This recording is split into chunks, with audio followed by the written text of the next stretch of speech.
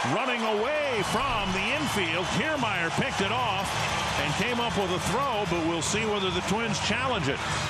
Rays are coming off the field, but Paul Molitor has his foot out of the dugout. This might be challenged at third base. Oh, take a look. Kiermaier, one hop throw. And Longoria, did he tag him? I don't know. Not from that angle. Maybe this angle. You'll see when the glove touches. I think they got him. Yep. Twins won't challenge it. They get their first base runner and first hit. But a nice tag by Longoria ends the inning.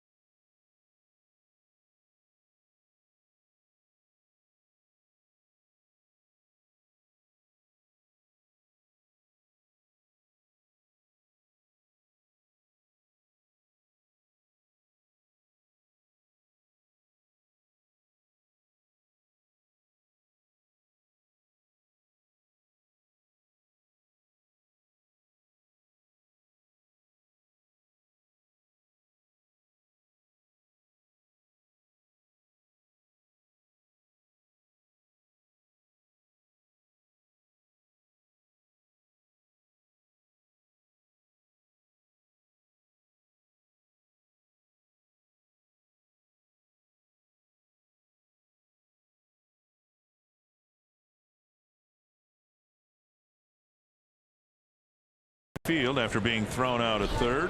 Took a good play by Kiermaier and a good tag by Longoria. You can understand you don't want to make the last out at third base, but Rosario, seeing Kiermaier cutting, running to the right field foul line to get to that single, he thought he'd be able to make it easily into third base. Kiermaier, when he's healthy, he's one of the best outfielders in the game of baseball. Last year had 15 outfield assists, most in Major League Baseball. Spent some time on a disabled list, but boy, he plays it well. Very, very good center field. 2-0 now to Dickerson. The Rays designated hitter Steven Souza Jr. and Tim Beckham will follow.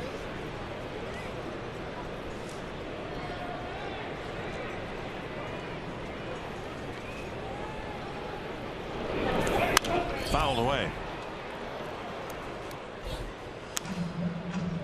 Watch Kiermaier right here. The ball looks like it's going to be in the gap. Of course, it's a base runner with 2 outs. You're off with a crack of the bat, but a good, strong one-hop throw to Longoria on the outfield side. So Longoria just has to swipe the tag as quick as he can. Got the back end of Rosario sliding in. Missing outside now, 3-1. Barrios gave up a leadoff single that resulted in a run in the first, and now 3-1 to the leadoff man here in the second. Another foul ball.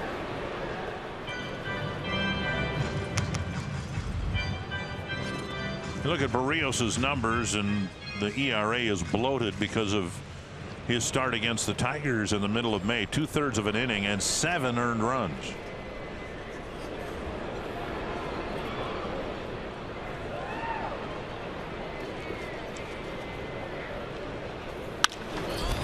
Left, and Santana retreats. Can't even call that a warning track. It's just different colored carpet out there. 1 down, and Souza will hit next. You can follow Twins baseball live with the MLB.com at-bat app. Customize at-bat to feature the Twins. Stay up to the moment at any moment with game day, live game video highlights, StatCast news, and more. Blackout and other restrictions apply. Download MLB.com at bat, the #1 app for live baseball on your phone and tablet. Of course, it was Santana in Cleveland that jammed his knee into the rubberized warning track in foul territory at Progressive Field. They have an actual warning track. I don't understand this. You remember, because I think you were working the game when Chad Allen twisted his knee on the seam of the rubberized warning track in right field in Cleveland. Right. So they replaced it with an actual dirt track in fair territory only. Right, right. Still down that foul line is that turf. And that's down the line. Fouled by a foot. Santana will play the carom. Souza to second with a double. Yeah, that's a breaking ball right there. He's got a hard breaking ball. That ball kind of just spun right over the heart of the plate. Flattened out, and Souza took advantage of it. Second base with a double, his 14th of the year. Take a look at the location. Suzuki wanting it away. And a nice swing. It's that double right down the left field line for Souza. Third hit for the Rays. And now Tim Beckham cracked a couple of doubles against Irvin Santana last night.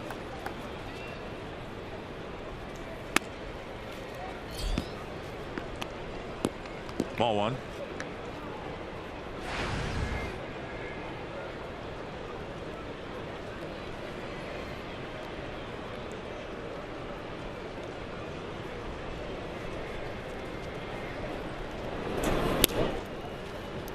And missing low, 2-0. Beckham and then light hitting catcher Bobby Wilson on deck. And Beckham's been stinging the ball a lot lately.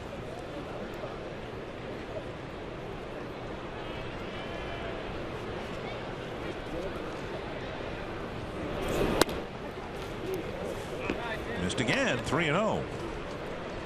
This is kind of where Santana fell behind. You know, he pitched great last night, but he did fall behind Beckham a couple times. Had to throw him a fastball, and Beckham took advantage of those two doubles.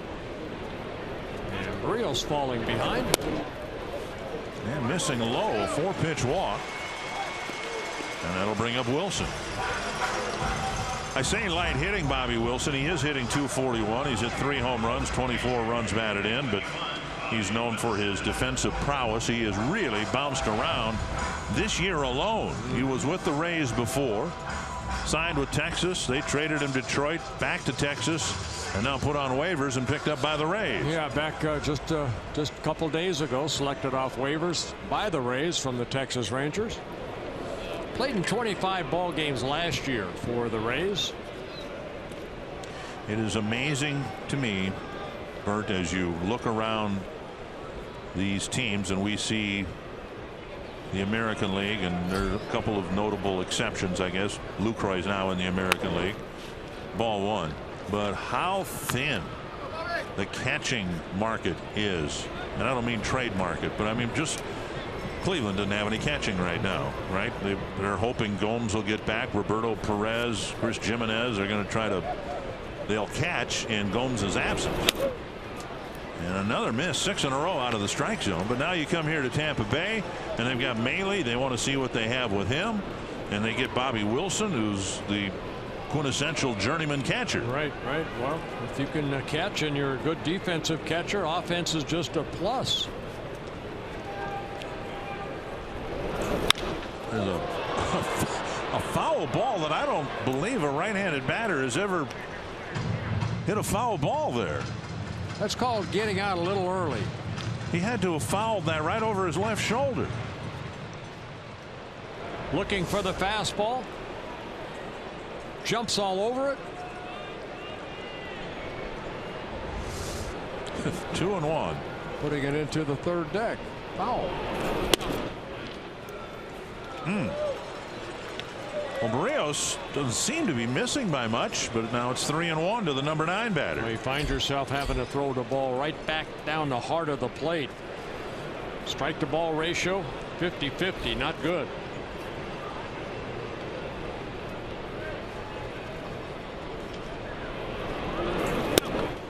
At the knees, 3-2. Wilson wanted to walk. And Wilson has some words for Phil Cuzzy. Phil Cuzzy probably saying, give my pitcher the same pitch. Ooh, that was right there. Full count to the number 9 batter. And they pick off second. Got him. Souza picked off second. And he doesn't linger, which suggests he knows he's out. Kevin Cash has a foot out of the dugout. Well, you see Brian Dozier with that right hand saying, give me the ball, and it was a perfect throw by Berríos and a quick tag by Dozier of the shoulder. I don't think there will be anything to convincingly turn that call over, although the Rays are still considering it.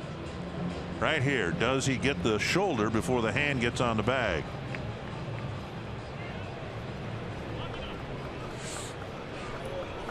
And the Rays won't challenge because it's just the second inning. That's a huge pickoff right there between Dozier and Berríos. Well, Berríos can just concentrate on striking out Wilson here and getting his team off the field. At least that's his hope.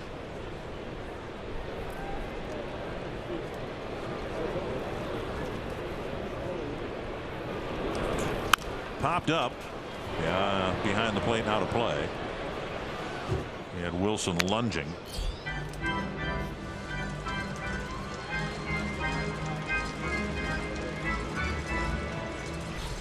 Now Wilson in his 8th major league season at the big league level. He came up with the Angels back in 2008. Spent 5 seasons with the Angels. Then went over to the Diamondbacks, and then last year just switching back and forth 3 different clubs.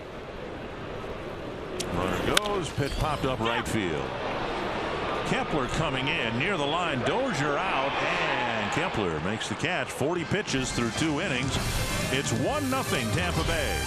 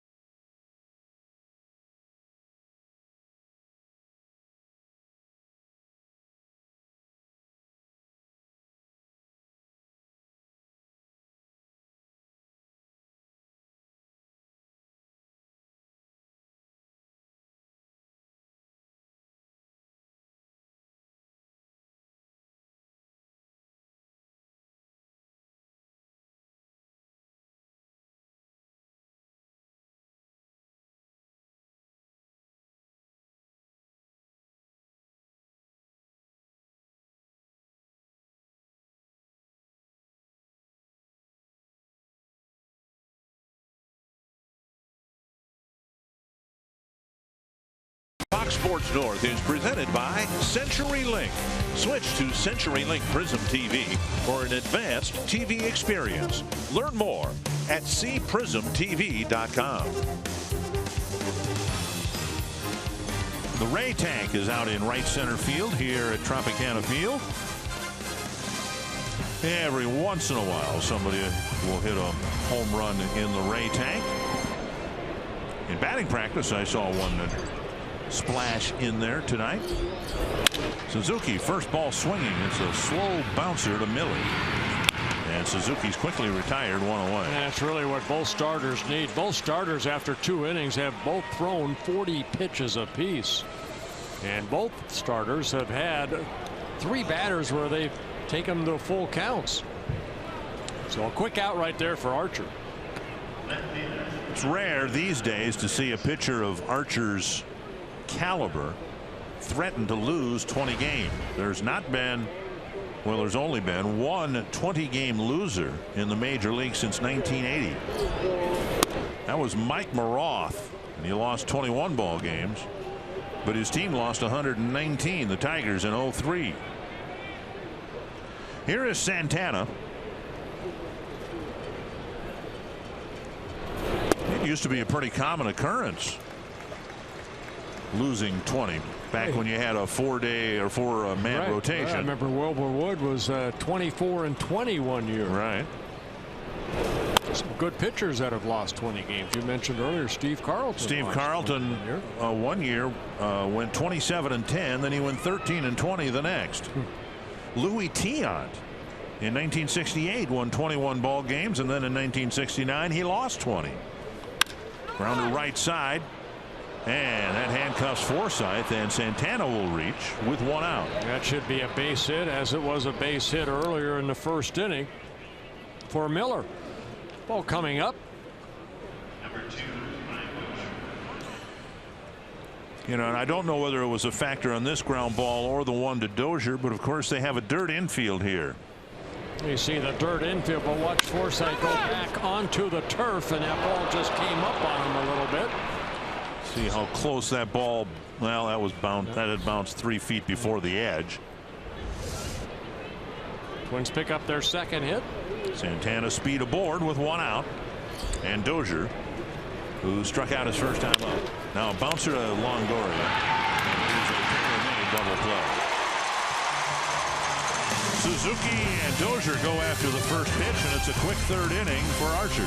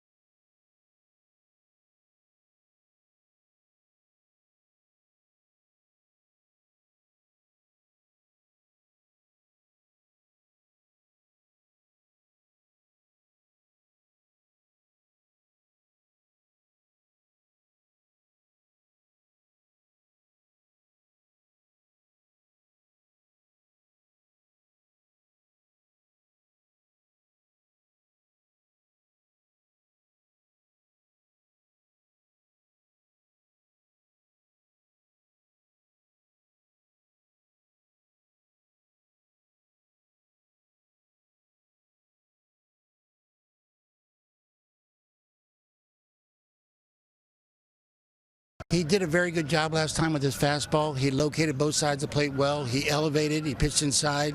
He did a lot of good things, and he threw his breaking ball. His breaking ball and his changeup, you know, for strikes, and it was very impressive. But the big key thing for him was that he worked ahead last time, and we'd like to see more consistency out of him like that tonight.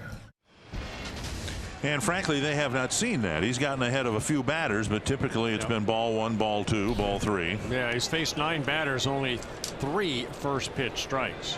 Back to the top of the order, Logan Forsythe will lead things off, then Kevin Kiermaier and Evan Longoria. When he was called up earlier, the idea was, well, let's see how he does, and then particularly that last start against the Tigers made it clear that he needed a little more seasoning. Different situation this time around. Tommy Malone moved to the bullpen to create a spot for Berríos. And then, of course, Hector Santiago now has come in pretty much to replace Ricky Nolasco. But the door is wide open for Berríos to take his turn every 5 days till the end of the year. Yeah, and he's earned it, really. I mean, down at AAA, 10-5, ERA at 2.44 and 16 starts. And, you know, he spent some time there last year, so Yeah, his time is ripe now, and Twins need to see what he can do. So much hype, you know. Byron Buxton, a lot of hype in the minor leagues. Berríos, the same thing. He's going to be the next maybe superstar or ace of a ball club. Well, it's going to take some time. He's got to get his feet wet right now. Won his first major league start in Houston, and his second start made his major league debut at Target Field against the Indians. Fouled back. And Neil Allen, of course, came out of the Tampa Bay system. He's used to recognizing and developing good young pitching talent. He worked a lot with Chris Archer, David Price, Matt Moore, Alex Cobb, Jeremy Hellickson. Some of the more notable names that have come through there. There's a high drive left center field. Chased by Rosario, and he's there, out number 1. And that'll bring up Kiermaier. Twins fans, if you can't catch the games on TV, you can stream them live on your mobile device with the all-new Fox Sports Go app. You can download the app, take Fox Sports North and Twins baseball with you wherever you go. You know, when you get to the big leagues, sometimes in the minor leagues, you know, you can have success, but you have to bring that same mindset up here. You know, the hitters are good at AAA too, believe me. But I'm sure in the minor leagues, you look at his numbers this year in the minor leagues, only 69 hits allowed in 103 innings in the minor leagues, 111 strikeouts. Can he do that here? I think once he relaxes a little bit, trust his stuff. You know, it's a bigger show here. That's all it is. Whether you're a pitcher or a position player, you can succeed if you're confident in your abilities. It's hard to do that when you give up 7 earned runs in 2/3 of an inning. You get ambushed in the first pitch of the game. You can't recover. But much like, I mean, everybody in Twins territory is pretty excited. There's a strikeout right there. Oh, there's a strikeout right there, but you saw Suzuki wanted that fastball in, and that ball rode away. So these are the little things that hopefully in time he'll relax a little bit. See Suzuki sitting inside. And the ball ends up away, and Kiermaier just swinging through it. Picks up his second strikeout. Berríos does. Longoria popped up his first time up. Everybody in Twins territory is really excited about Max Kepler now because of what he's done once he's relaxed a little bit and found some confidence that he can succeed up here. Hit 3 home runs in a game. You should be confident, right? Well, from the pitching side, Berríos needs to have that success and a step forward, I think, in his last start in Cleveland. I think, Dick, you know, with Kepler's 3 home runs, you saw where all the pitches were. Right. I mean, that's where he liked them. Well, now what clubs are trying to do is pitch him up in the zone. So now he has to make the adjustment. It's constantly adjusting. 0-2 to Longoria. Now change up right here, Suzuki wants. And hammered to left by Longoria on an 0-2 pitch, and it's 2-0.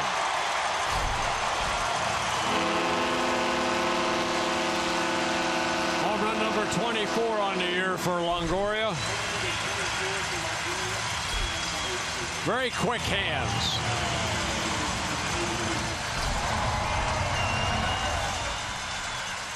Want to drop that changeup right on top of the plate, but instead it stayed up, and Longoria, almost the same pitch that he popped up in his first at bat. This one on the changeup got out front. And now Miller, those hurt. 0-2 home runs really hurt. Miller with an RBI single. He had a chopper between Mauer and Dozier, and looked as if Mauer may have gotten the very tip of his glove on the ground ball, and instead of it being the 3rd out, it was a single, and scored Forsythe from second base. Swing and a miss. 1-1. 6th home run that Berríos has allowed, this being his 6th major league start.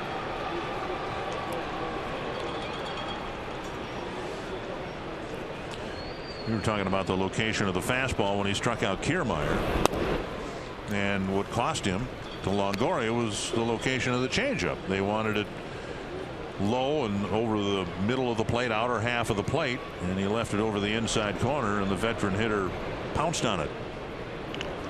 2-1. popped up behind third.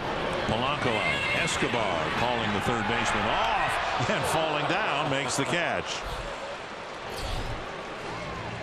A 2-out, 2-strike home run by Longoria. It's 2-0. And in the fourth, Joe Mauer will lead things off.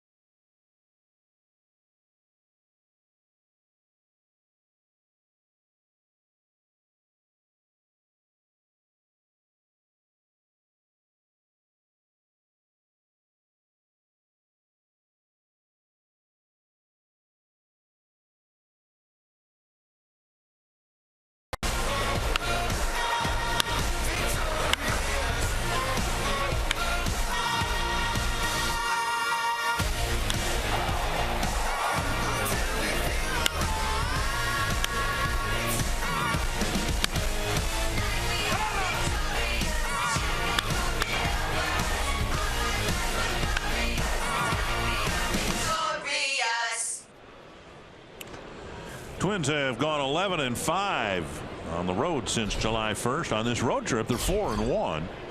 Here's Mauer to start the fourth inside. They had a 5-2 road trip at the end of last year, but they have a chance to do that better if they can win a couple of games here in less than 24 hours. Yeah, 4-1 in August. They've hit 12 home runs already in the 5 ball games. And what's nice to see, Dick, as Archer falls behind an account, 4 solo home runs, 7 home runs have had a runner on. So a 2-run home run, 1 3-run home run. So the home runs scoring some runs. 2-0. And at the knees, 2-1. Twins have won 7 of their last 9 games. They've always had a tough time with Chris Archer, and now he's got a 2-0 lead.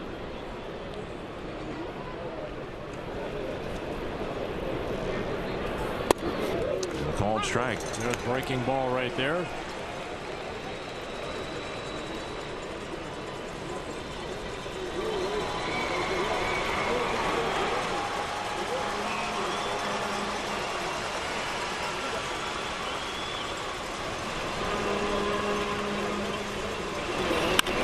Ground ball hit to the shortstop. Miller has it, and he slings it over to Beckham, one away. There have been many at bats on his road trip where Joe's made outs twice in a row. Here's Max Kepler, finally struck out swinging after a long battle with Archer. We're talking about Archer, 15 losses already, and counting tonight at least 10 starts left. There's a decent chance he'll lose 20. The Twins have only had one 20-game loser, and that was in their initial year. Pedro Ramos threatened to lose 20 in Washington, D.C. in 58, 59, and 60.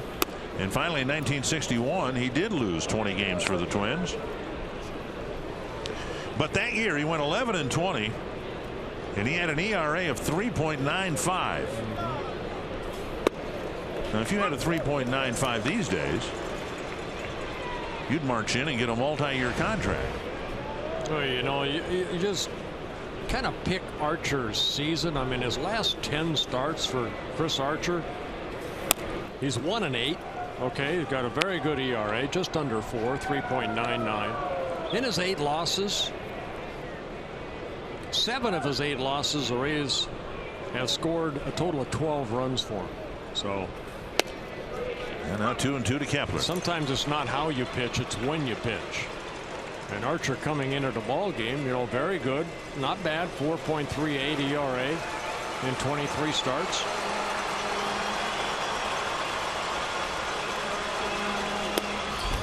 Close pitch. Archer wanted it. It's 3-2. He's got another full count with Kepler. Yeah, 4th time he's had a 3-2 count.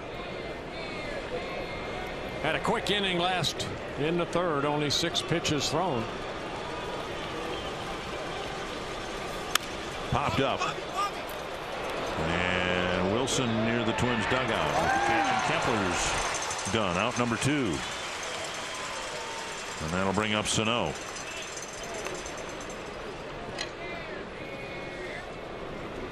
Sano struck out his first time up.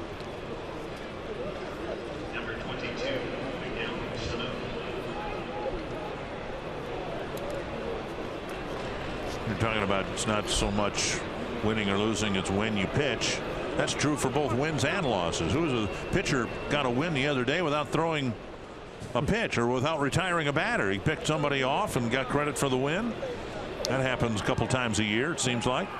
I remember Stan Williams did that in relief in Anaheim. He picked off a guy at 3rd, didn't throw a pitch to home like he's mentioned, came back in. Twins, I think it was a tie ball game. The Twins scored runs. He got the win. That's not right either. Some guys are out there. Chris Archer had what, 10 pitches with in the Max Kepler at bat in the 1st inning. Struggled, working up a sweat, grunting, all the things pitchers do. They grunt a lot, yes. 1-1 to Sano. Strike on the outside corner.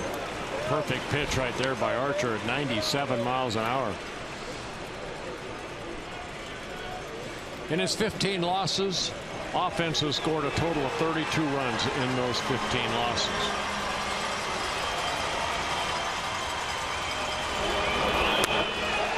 And Sano strikes out for the first 2 times again tonight. That's a 1-2-3-4.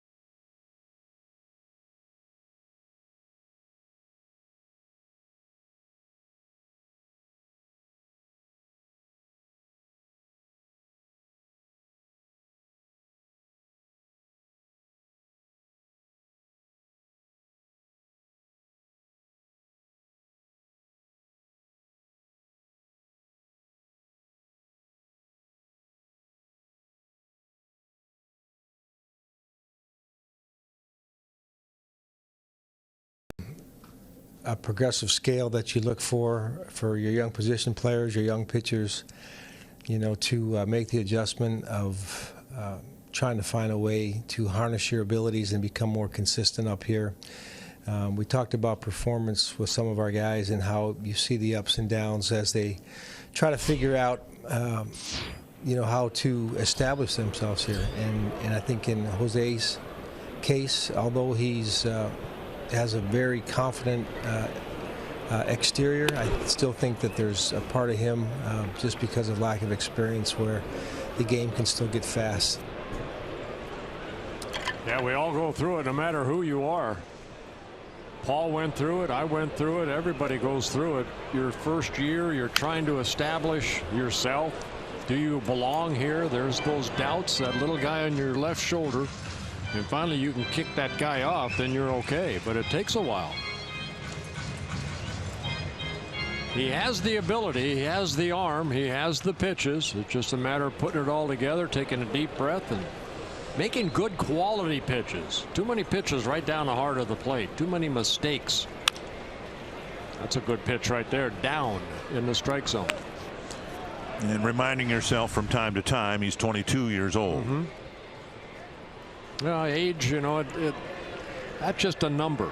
It's what you do with that. You know, some guys come up at a very young age and they have success right away. Some guys come up at 27, 28. To center, and that'll carry out to Rosario for the first out. One down, and that'll bring up Dickerson. There are very few Dwight Goodens who can come up and dominate right away, and I don't know that Berríos will ever be that type of player. No, what you want is consistency, and right now he hasn't really shown that in his 6 starts. This is only his 6th major league start. Time will tell.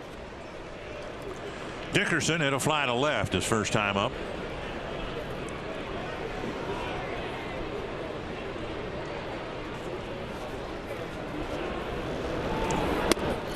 And a first pitch strike. He's mixed in a few of those to get a first pitch strike. Off speed pitch is over. Yeah, it's kind of like a big sweeping breaking ball. They calls it a curveball, but it's kind of a between a slider and a curveball. Curveball goes more down type break, but this is kind of a sweeper.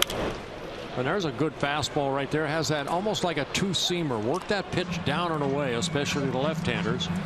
But now ahead in the count. Now watch Suzuki. See if he wants to come in on Dickerson. Suzuki's sitting away, and exactly where that pitch was. That's a good pitch right there. You have to rely on a veteran catcher. Now you see he wants a fastball up. And a good pitch. I myself, when I came up, I had George Meadowall, then Phil Roof, 2 guys that really took me under their wing and called a lot of the games early on. You don't see Berríos shaking off. Change up in a pretty good spot, and all that Dickerson could do is foul it off the end of the bat. You have to trust your catcher, and that's what I love about the game, especially when young kids are pitching like Berríos. Suzuki has to enjoy calling the game for young pitchers, trying to set them up. Saw Fox Tracks presented by Chrysler. Back with another changeup. Drop down underneath, and you saw Berríos almost do it with his arm. I felt I'd drop down and get on top of that ball. When I say get on top of the ball, get your fingers and your hand on top of the ball and create that downward plane. 2-2. 2-seamer away. And a strikeout. Good pitch. 2 down. So Berríos picks up his 3rd strikeout.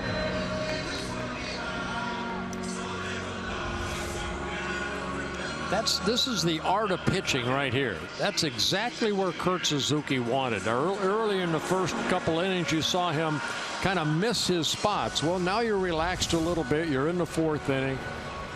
You're settled down a little bit. You know what kind of stuff you have. Kurt Suzuki knows what kind of stuff you have. Here's Souza. But you still have to hit your spots with your fastball.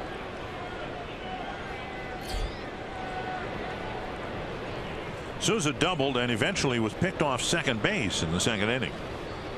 Now the curveball. High to left field. Back to the wall is Santana.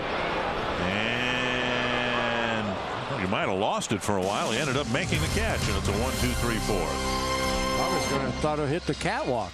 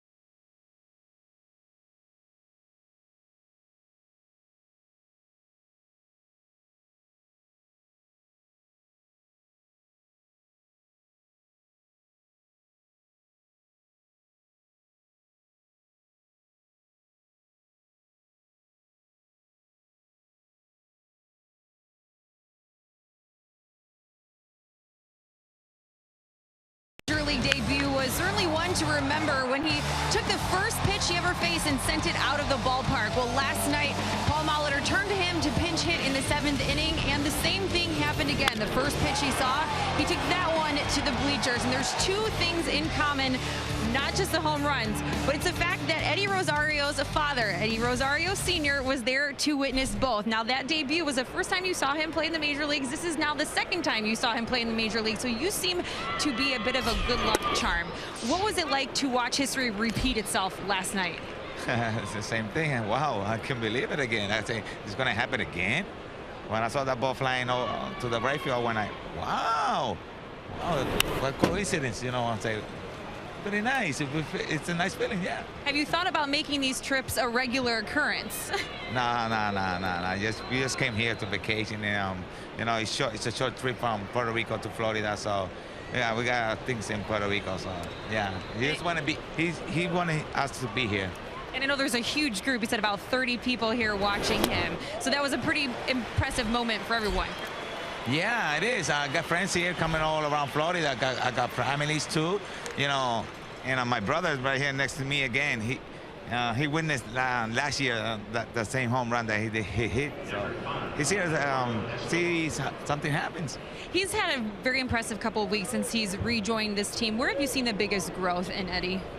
I think he's more patient and play pitcher selections and things like that, and just stay with the club. He doesn't want to go back to a minor, so yeah, I guarantee that. So he's trying to do his best. What is something people might not know about Eddie Rosario? It's the same person, you know. Eddie is a nice kid, you know, grew up very good, so he likes baseball, and he likes Minnesota Twins, you know. So I think that's part of him. Yeah. So he's a nice person. Well, I know you guys are very proud, and congratulations on raising a great guy, a great player, and I hope you guys enjoy the rest of your time here in Tampa Bay. Oh, thank you very much. Guys, we'll go back upstairs to you. And Eddie's father seems like a very nice person. He did a great job of raising a good young man right there, mom and dad. And I think we can conclude that when Eddie was at AAA, there weren't many trips from Puerto Rico to Buffalo, Raleigh, Durham, any of the other cities that Eddie played in. Polanco, the batter. Rosario struck out swinging. Escobar bounced to first, and now Polanco with a single to center. And the inning ended on the base hit with Kiermaier fielding the single and throwing out Rosario at third base. 1-1. Oh, Archer settling down nicely. Is retired. He got that big double play off the bat of Dozier, so second time through the lineup has been very good for Archer. A couple strikeouts and a good changeup right there, so he's mixing it. I know the at bat for Rosario, 3 pitches, a strikeout. Saw the fastball, slider, and then the changeup. So the 6-pitch third inning, now 8 pitches so far here in the 5th with 2 outs. 1-2 to Polanco. And he was ready for a pitch up and in and drilled it foul. Yeah, Polanco has one of the 2 hits for the Twins. He base hit in the 2nd inning. That was a play that Rosario got thrown out at third by Kiermaier.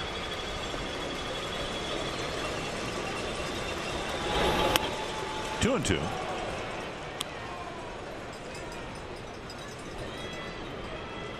They list Archer at 6'3", about 190 pounds. Made the All-Star team last year, his first All-Star appearance. 12-game winner for the Rays last year. First came up with the Rays in 2012, and then they sent him down to work with Neil Allen in Durham in 2013. Wanted him to work on the changeup. Wanted him to feel more confident, get better command of it.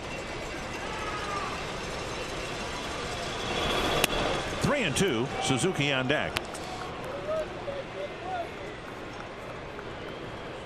Well, 5th 3-ball count, 3-2 count for Archer against the Twins batter here so far. Only walked one. That was Rosario with 1 out in the 2nd. Fouled back.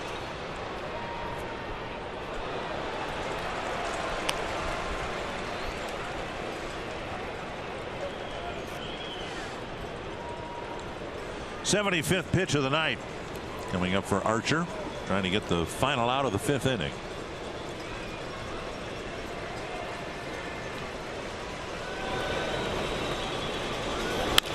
Sharply hit, caught, I think, in the air by Beckham. Backhanded it, went to the bag anyway.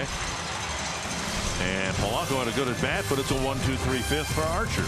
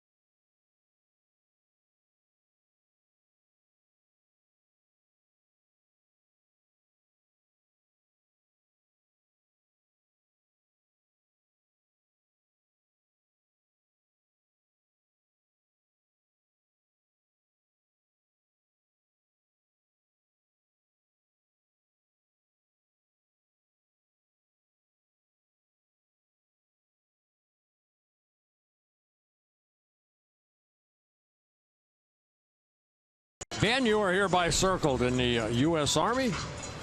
And Twin fans, don't forget at Twin home games, bring your Circle Me signs. You may find yourself in the Minnesota Lottery winner's circle where you could win $100 worth of lottery tickets. Scratch-off tickets, courtesy of the Minnesota Lottery. How long has it been since you've read that? A while. Yesterday, I think. Ben right there in the U.S. Army he's from Minnesota. His family's watching from Eden Prairie. So, Ben, thank you for your service. Tim Beckham takes ball 1 outside. He drew a walk in the 2nd inning. It'll be Beckham, Wilson, and Forsythe in the 5th inning. 2-0.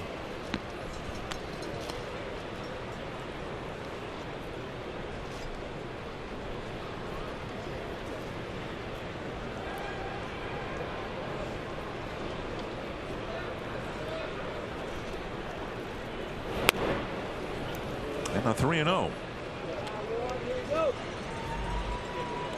You see it right there. You see Barrios kind of shaking his head. Now you have to go back to that fastball. Trust the fastball. Outer half of the plate where Suzuki's going to sit. And a strike call.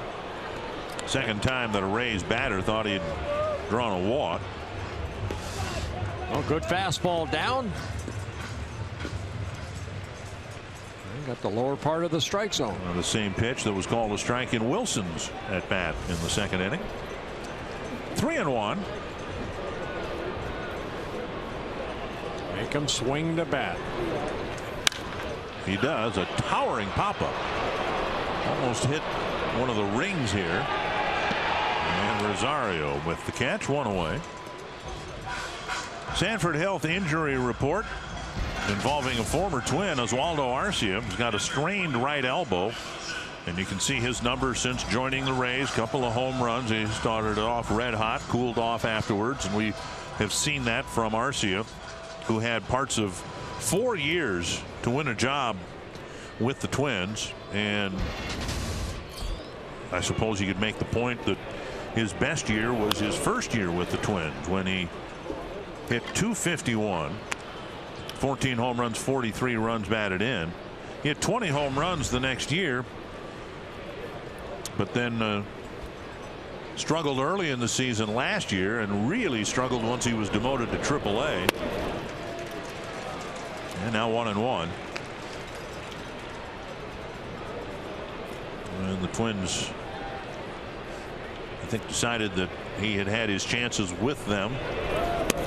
Immense power. The Rays are actually experimenting him a little bit at first base because that's where their need is. 2-1. And another 3-ball count to Wilson.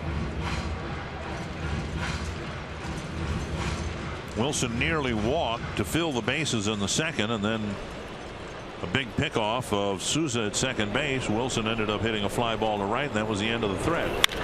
Drilled to left near the pole. Gone. A home run for Wilson. A line shot just tucked inside the foul pole, and it's 3-0. Oh, Wilson making his debut this year for the Rays. Last year, again, 25 ball games, but this is his 4th home run of the year. A 3-1 count. Fastball. Stayed inside. Wilson open up quickly. It's a line drive home run. Did not take long to get out. Second home run for the Rays. A 3-0 lead now.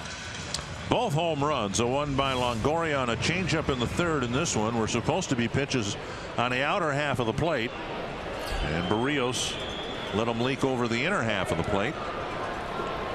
And now here's Forsythe. Strike one. You know, I have been where Barrios is right now, and I watch this young man.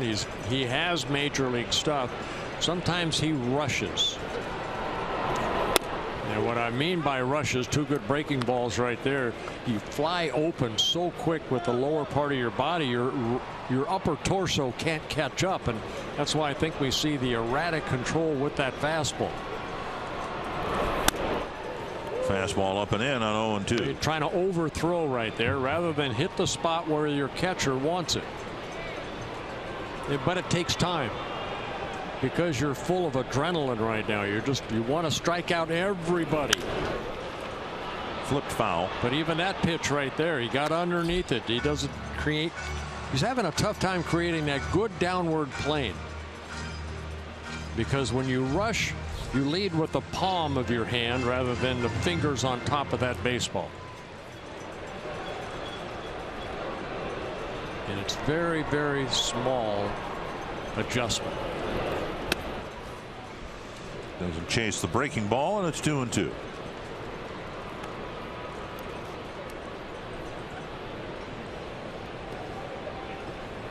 You never quit learning.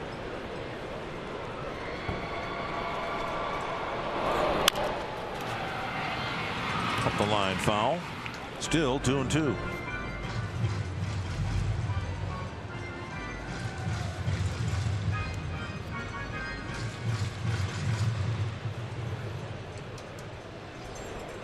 Orioles taking a little extra time right there, rubbing up the ball, looking out in center field. Deep breath. Make a good quality fastball. He wants to go back in. So he shook Suzuki off a couple times. Suzuki wanted to go fastball away, curveball, then fastball in. And you saw the location of that pitch is out over the plate. If you're telling yourself, I'll have to go in, you have to go way in. If you hit him, that's a bonus. Okay, you have to go hard in. You have to get that ball in there. Maybe not a bonus, but at least you proved your point that you could get it in there. And you have to talk to yourself and get that ball in there. Just like I'm doing right now, just talking to myself.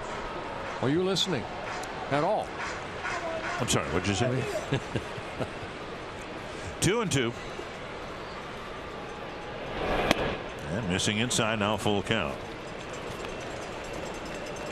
One walk issued by Barrios. It came in the second inning.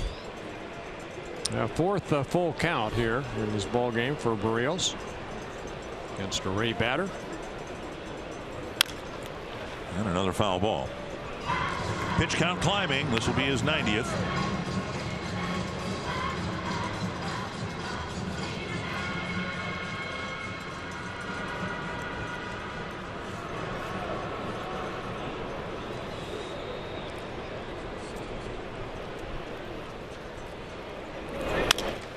Tapper, Polanco, charges. Throws a sinker over to Mauer, 2 down.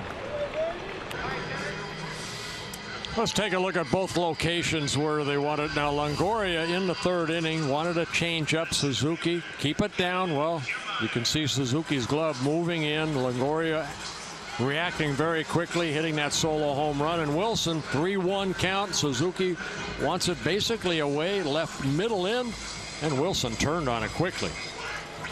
So when you talk about location, balls and strikes is just part of it. It's location within the strike zone. Working with your catcher and making that strike zone hopefully grow if you can hit your spots. Now to do that consistently, you need muscle memory to be able to repeat your mechanics perfectly every time out.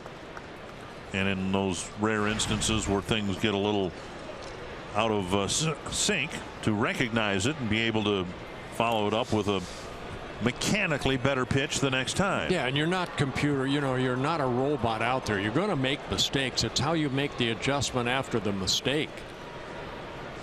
I always told myself, stay back, stay tall, work out front, and that seemed to help a lot. 1-1 to Kiermaier, and now 1-2. And when I say stay tall, stay back, that means stay over that pitching rubber. Allow your arm to catch up. Stay tall, meaning stay back, stay tall, work out front, meaning you get the ball out front. Buddy Boucher's warming up with Barrios approaching 100 pitches here in the 5th. 1-2. And a nasty pitch gets a strikeout, his 4th. But a Wilson home run expands the lead to 3-0.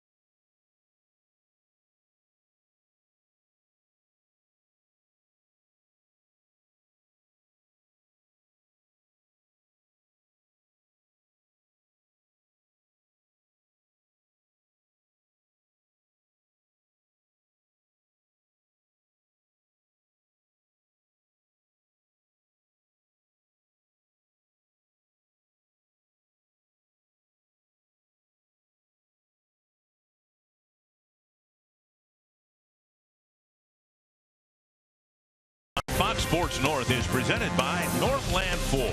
Visit northlandford.com and your local Northland Ford dealer today. And by Grand Casino. The best stories start here. What's yours? Single runs for the Rays in the odd-numbered innings. Then we go to the 6th. Twins still looking to do some damage against Chris Archer. It'll be Suzuki, Santana, and Dozier. Yeah, Archer's retired 7 straight. So he's on a bit of a run. 5 strikeouts through 5 innings. And here's Suzuki, who hit a first pitch grounder to short. Strike on the outside corner. I think what we're seeing here tonight, you got Barrios making his 6th major league start. You see Archer making his 117th major league start. So you see youngsters right there. I mean, Archer went through what Barrios is trying to go through now. And Archer, to me, I mean, he does a good job of staying on top of that ball. The way he sets up on that pitching rubber, nice and easy, gets to the balance point. You can see take a little extra time 2-1. That's the working out front. Make that pitch go down. Even though that was down and away, it had something on it. His name was mentioned in the trade rumors before the trade deadline. 37 and 47, his lifetime mark. Checked his swing, 3-1. But an ERA that's been very good. Entered the year with a 3.33 ERA. Yeah, right now 3.54. He has 3 complete games, all of them shutouts. One's hoping to put together an inning here in the 6th. And Suzuki takes ball 4, a 5-pitch walk, and he's aboard here in the 6th inning. Yeah, second walk for Archer.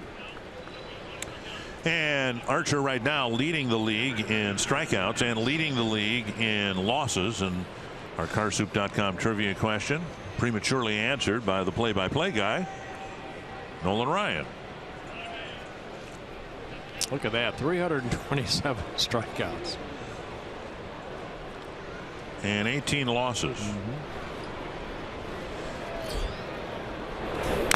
Santana swings through a fastball, 1 strike. Santana singled his first time up. Twins haven't had a hit since.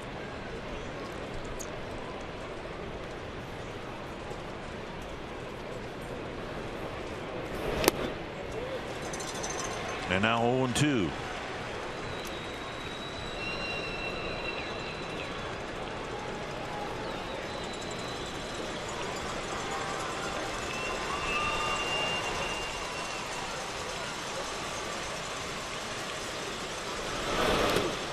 Three swings and misses by Santana, 1 away. And strikeout number 5 for Archer.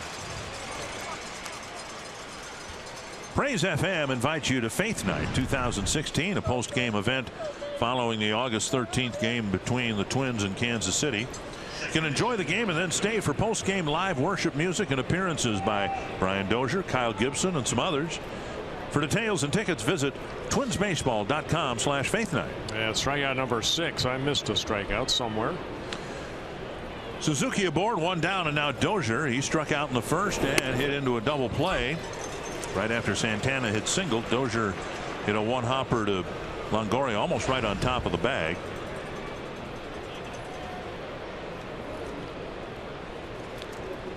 One strike. Twins need a jolt to get back in this game. Drive to left center field. Franklin over. Can't make the play. Suzuki to second. On his way to third. Dozier to second. And that is a mini jolt. A double. And the Twins have a couple of runners in scoring position now for Joe Mauer. A high fastball right there. And Brian Dozier jumped all over it. So 3rd hit for the Twins for Brian Dozier, his 23rd double of the year.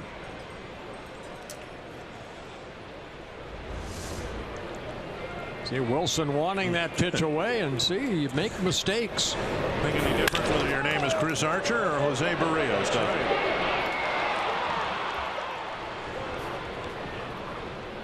Just out of the reach of Franklin. 3-run lead, so the Rays will play the infield back. Mauer with a pop to short and a grounder to short.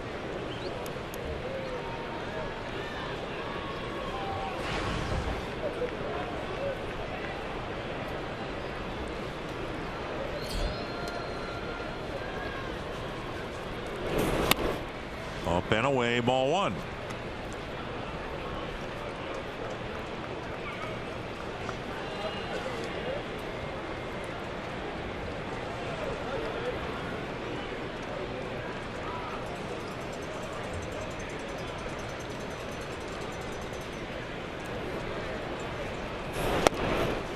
And a strike.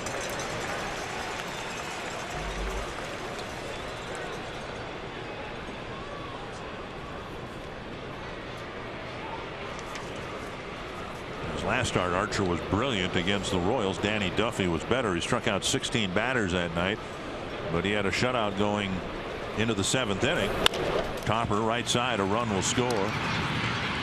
Out number 2, Suzuki scoring, and it's 3-1. Yeah, Mauer picking up an RBI, his 42nd of the year. And on the play, Brian Dozier scoots over to 3rd. And now Kepler will try to deliver a 2-out hit here. Yeah, that was that ball game. Duffy had the no-hitter going into the 8th inning. And then the Royals did some damage against Archer in the 7th and 8th innings. Kepler struck out after a long at bat in the 1st inning and then fouled out to Wilson in the 4th. Kepler looking for his first hit in this series. Good time to get it right here. Nice block by Wilson. In Cleveland, Kepler had, for lack of a better term, a Roy Hobbs type of series. Whatever he wanted to do, it seemed like he could do at the plate. Want to hit a home run? Okay, single to center, he can do that too. And we all knew it wasn't going to last all year long. Even in the movies, it doesn't last all year long. See if he can pick up a hit here.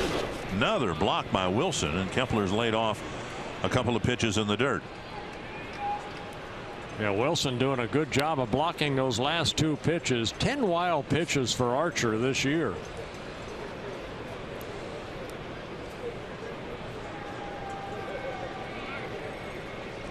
So at least Kepler's ahead in the count here. He's been behind in the count against Archer in his first 2 at bats. 3-0 with Sano on deck. Well, it was a walk to Suzuki that helped the Twins put a run on the board this inning.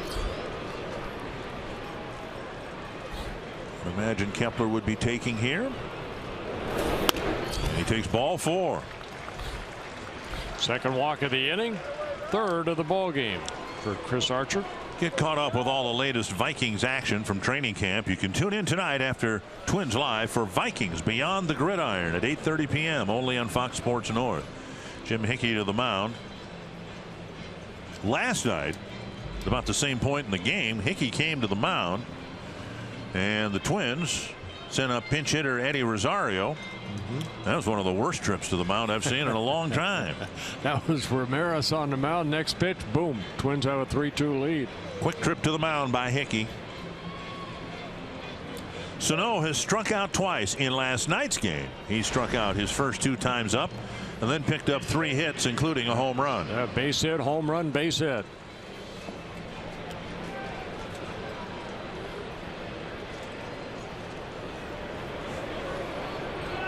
One on the board, and the Twins with a chance to do more. Ball getting free from the Tampa Bay bullpen.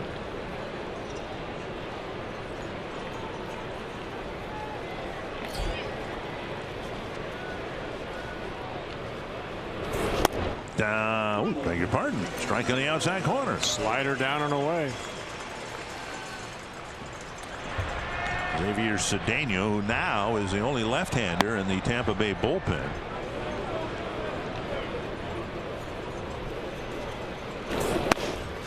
One and one.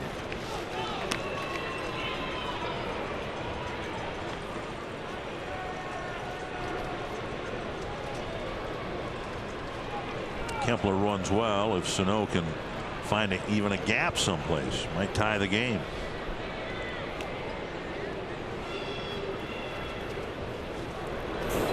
Two and one. And Archer's really had a tough time throwing strikes this inning. The leadoff walk. Kepler walked. And now he's put Sano in a hitter's count. Pitch number 21 this inning for Archer.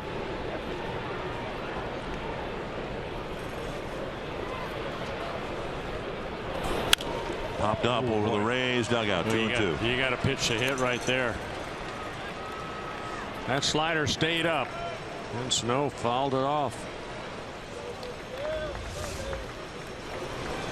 Take a look at the location. Whoa. You'd like to have that one back. Now we might get that nasty slider down and away. Took a fastball up and away. 3-2, and Kepler runs pretty well anyway, but now he'll be able to leave early from first base with Rosario on deck.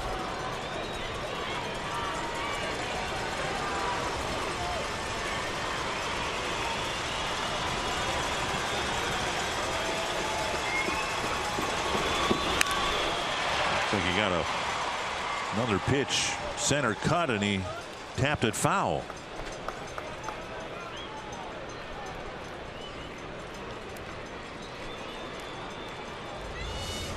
Take a look at that last pitch, a spinner. It was an even better pitch to hit than the prior slider. Got him. And Archer strikes out Sano for the third time tonight. The Twins get just one in the sixth.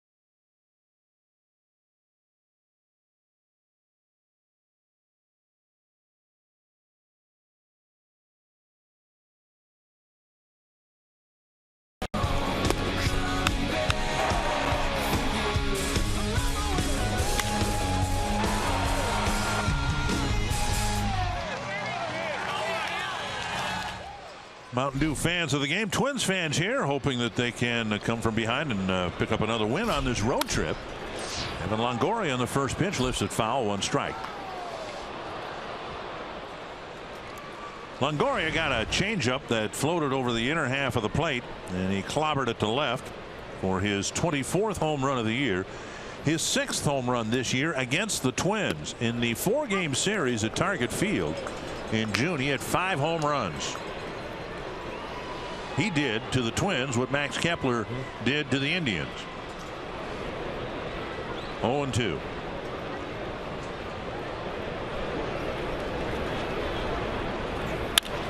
And now a base hit to left. And Santana with the retrieve, a leadoff single for Evan Longoria. Time for tonight's timeless moment presented by Coors Banquet. On this date in 1969, in an alley behind a Detroit bar, Twins manager Billy Martin intervenes in a scuffle between his starting pitcher Dave Boswell and outfielder Bob Allison. And the right-hander Boswell was knocked unconscious. He took 20 stitches after being beaten up by his manager.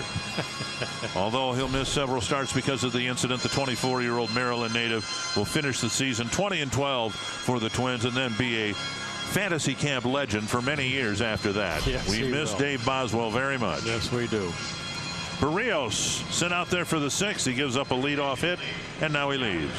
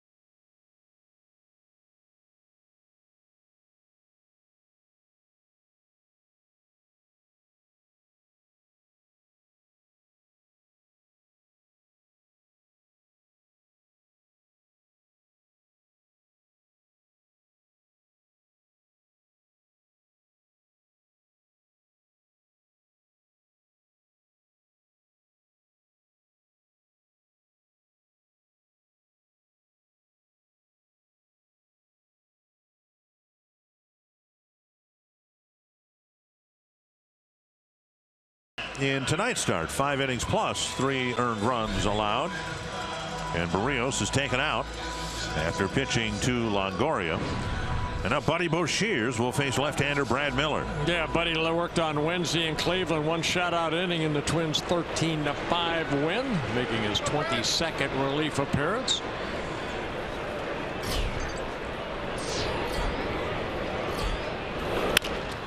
Might be 2. They get 1. Safe at first. Miller beat the relay. 1 away. Yeah, Miller got jammed a little bit. That ball kind of slowly got to Dozier. They did the best they could on the middle infield. I think they're going to review that call at first, take a look at it of Miller. Is he safer out at first?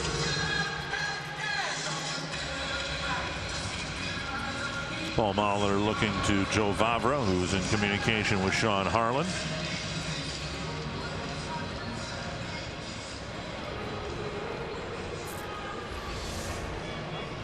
A quick flip by Dozier. Escobar getting it over there the quickest he could. A bang play.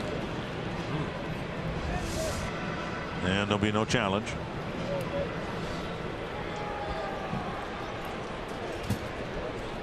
Franklin 0 for 2.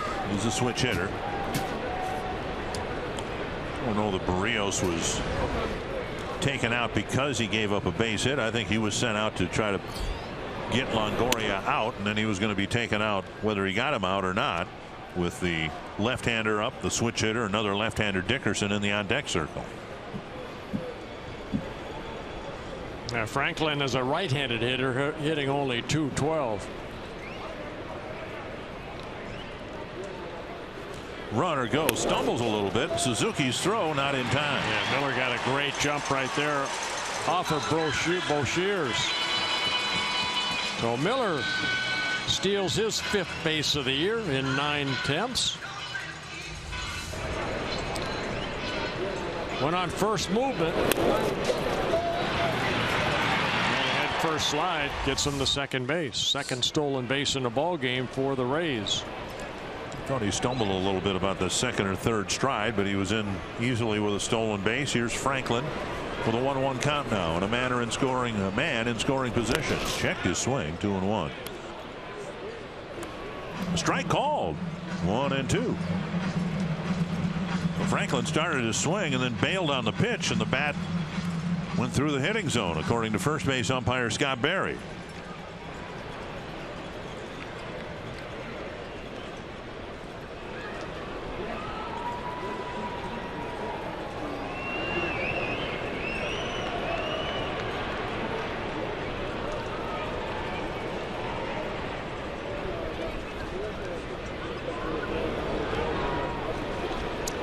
To third. Suzuki's throw not in time.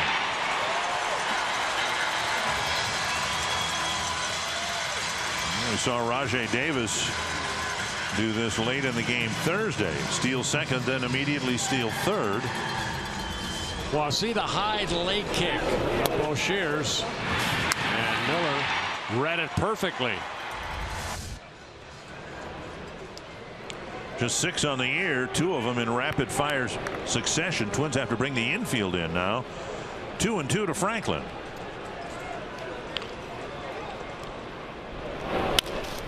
To short. They'll come home.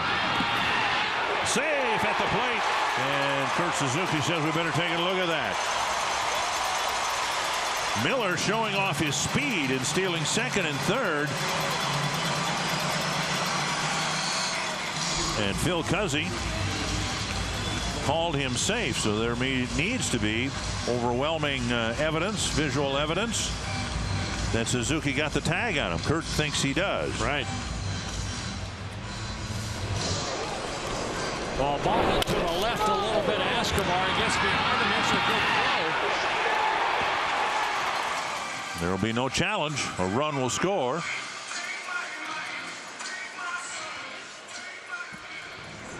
Yeah, Kurt got him on the back end, but looked like the left foot got on the plate first. Kind of like that run think it was in the 7th inning Thursday. Now it turned out to be a 9-2 ball game because of what happened, but that was a very costly run that Rajai Davis stole for the Indians. Now base hit to right, and Franklin will hold up at second base. Well, the Rays still aren't done here in the 6th. First and second, one down. September 9th is University of St. Thomas night at Target Field. A limited number of St. Thomas theme night ticket packages are available that include a game ticket and purple and gray Twins cap. You can learn more at twinsbaseball.com/St. Thomas or call 800-33-TWINS. Well, Boshears came in to face the middle of the Rays lineup. He got an out, but they scored a run while he was on the mound, and now 2 runners are on base. And Trevor May will pitch next.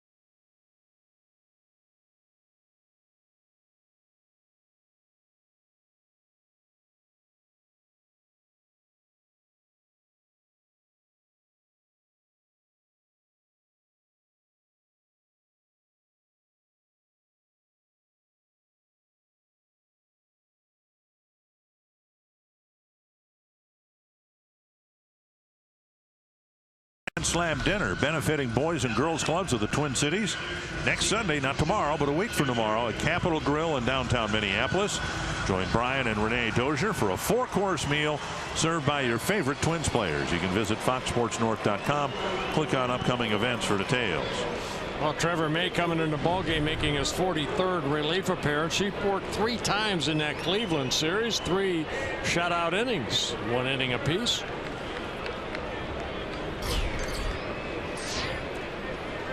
Souza, first man he'll face, a half swing and a strike. And Souza wasn't convinced he went. Confirmed the fact that Scott Berry called it strike 1.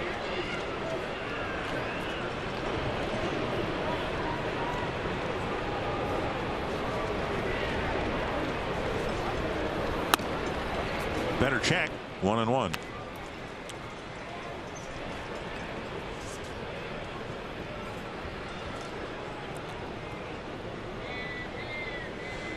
Wondering why games are a little bit longer this year than they were last year. I think we just saw why. More and more hitters are doing what Souza did, stepping out of the box, which was a point of emphasis last year. Swinging a foul. Now it's a different deal with a foul ball. You got to put a new ball in play. And I'm not picking on Souza, but hitters are doing pretty much what they're doing, that and tightening the batting gloves and stepping out of the box, when last year they said, hey, keep a foot in the box, let's keep things moving along. Yeah, it's up to the umpire to take control of that if they feel that hitter is taking a little bit too long. Oh, nice stop. Wow. And advancing to third regardless, Franklin scampers to third. What a stop by Suzuki, but Franklin got a good read on that ball that landed about 5 feet in front of home plate. It's Trevor May's 9th wild pitch this year. Yeah, look at that, where that ball ended up. Kurt utilizing the chest protector and the ball. He has to go out in front of home plate. But Franklin, credit him, he got a great read on that. And he advances on the wild pitch. 2-2 to Souza. 5 times. Trevor's wild pitch with a runner at third. Hacked foul.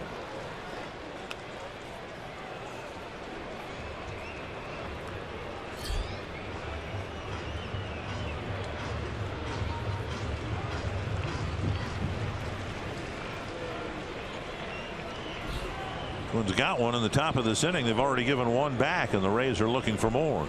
We'll need a strikeout here. May can pick up strikeouts. Very high. It's a full count. 58 strikeouts in 41 1/3 innings. And only 14 walks, one of those intentional.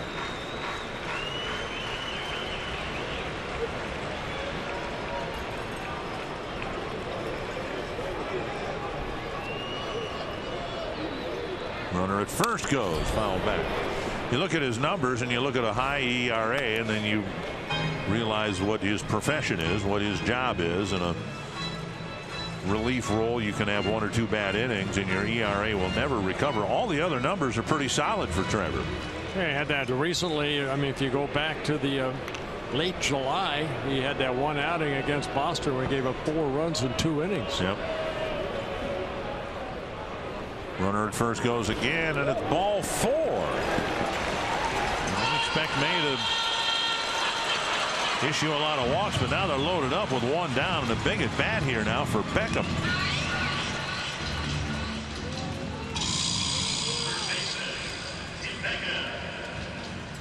Paul Molitor giving signs to the infielders where to go in the event they get a ground ball.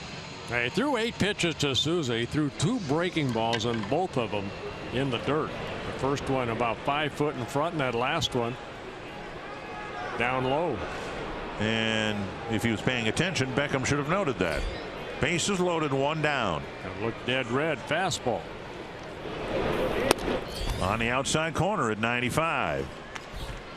We haven't seen May throw many 95-mile-per-hour pitches. He's tried to shorten his stride and improve his command, and in the process has lost a tick off his fastball perhaps.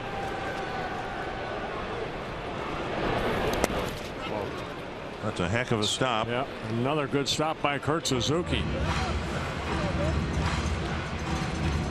That's a 3rd breaking ball that May really hasn't even had close to the plate. Did everything he could to deaden that ball.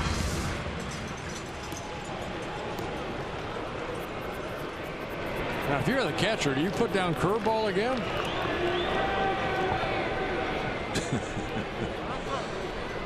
Well, just got a piece of Kurt's right hand. The magnitude of that block. If May can get a ground ball here, get a double play, or somehow weave the Twins out of this inning with no more damage done, it'll be because of the blocks of Kurt Suzuki. And another one blocked. Here comes the runner, and May puts the glove down and missed him, and now they're calling safe. Phil Cuzzy at first ruled, I believe, that Franklin had not touched the plate, and then finally he did give the safe call. And there's Joe Vavra immediately on the phone. The other runner stayed put. Another breaking ball. Kurt did everything he could. May get the ball. And Franklin sold it to the umpire, but did he slap his hand on home plate? Yes. That's a good slide by Franklin. So 2 wild pitches by May in his 6th of the year with a runner at third.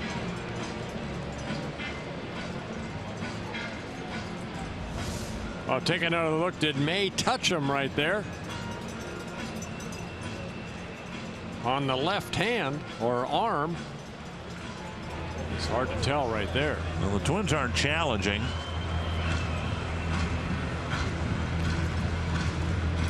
What a great slide if he did not touch him by Franklin.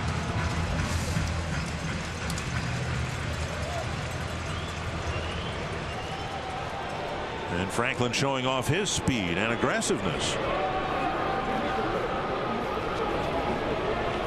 And now the runner's going to double steal, and the pitch popped up. Escobar. Infield fly rule is called. 2 away. A couple of weird runs. The Twins had the infield in with a runner at third. A ball hit right to the shortstop, but Miller scores because he runs well. And then Franklin scampers home on a wild pitch that was no more than 15, 18 feet away from home plate.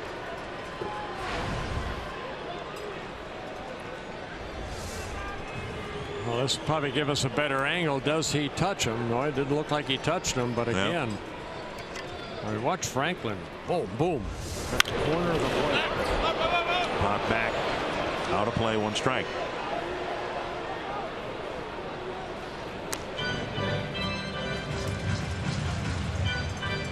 So now it's 5-1.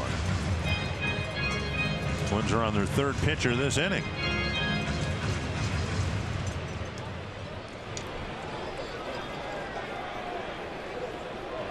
Wilson hit a home run just inside the fair pole down the left field line his last time up. Now he hooks one foul.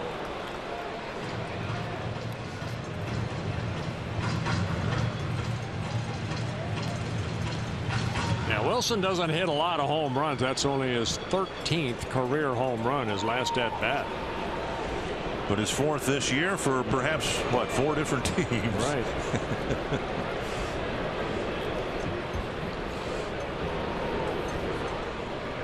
2 strikes.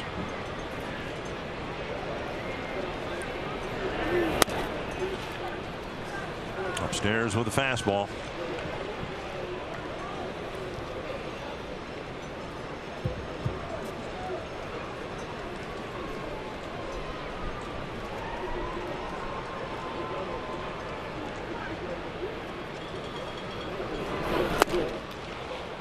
And strike 3 on a fastball, but a couple of wild pitches, a couple of stolen bases, a couple of hits, and as it turns out, a couple of runs.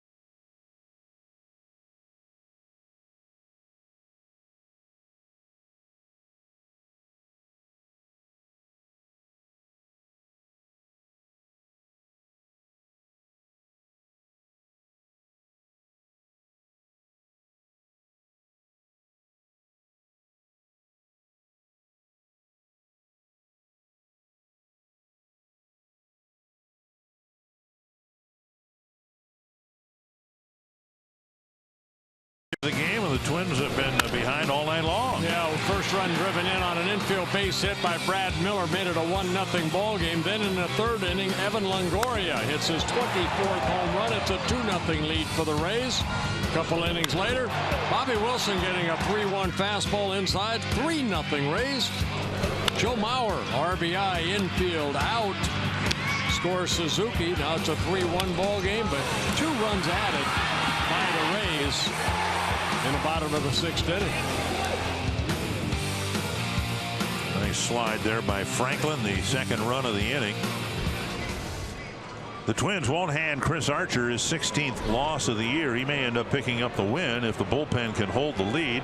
First guy out of the bullpen is Cedeno. Yeah, Cedeno making his 44th relief appearance. 33 strikeouts in 34 innings. So much for that. Yeah, he's greeted Rosario, who seems to like that first pitch. Jumped right on that. He got a base hit. He might not have seen the ball sail in front of his nose, but he felt it and heard it. First pitch whistled up the middle, a base hit, and now Eduardo Escobar will hit right-handed. Escobar 0 for 2 against Archer, hitting left-handed.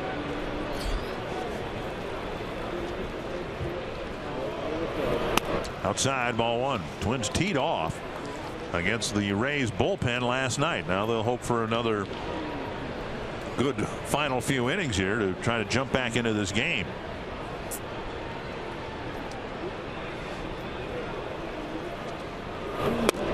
At the knees, a strike, 1-1.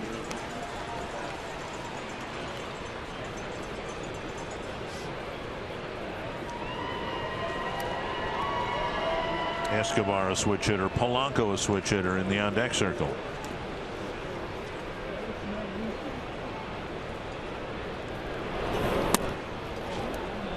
Just missed 2-1.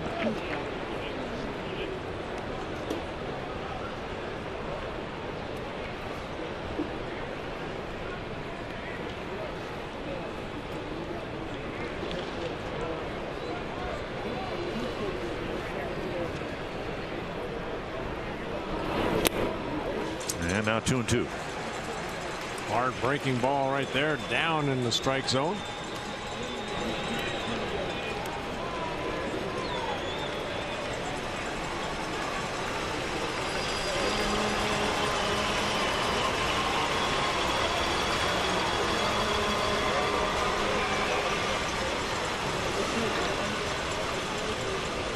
Two and 2 to the Twins shortstop.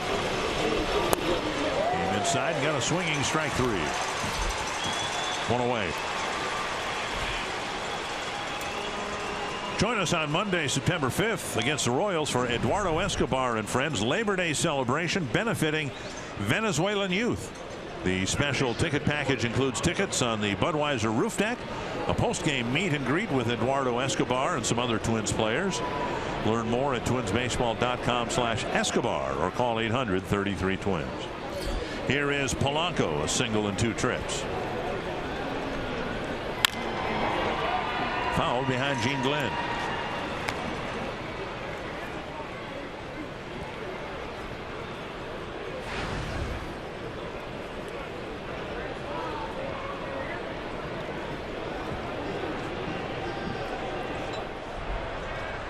Former Twin Kevin Jepson warming up.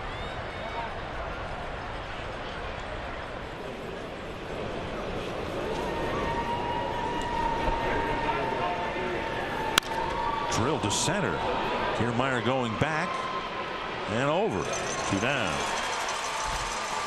Pretty well hit ball by Polanco, but it's out number 2, and that'll bring up Suzuki. Suzuki drew a leadoff walk in the 6th and eventually came around to score the only Twins run so far.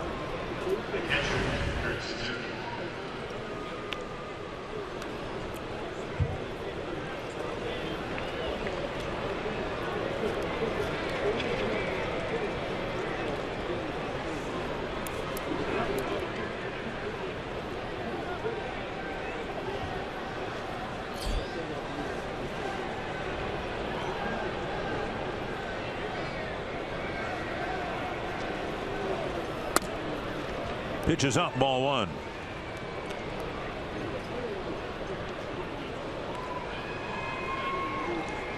Twins have been held to just 4 hits tonight. Chris Archer worked the first 6 innings, only allowed 3 hits, 1 run, 3 walks, 7 strikeouts. And now a strike.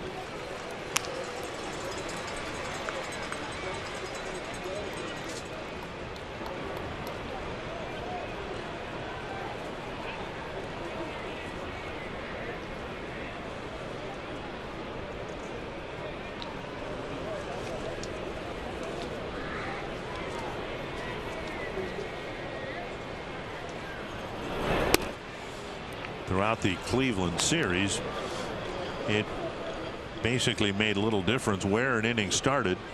Twins were able to get some productive innings whether it was the top of the lineup, bottom of the lineup, people were getting on base, getting extra base hits.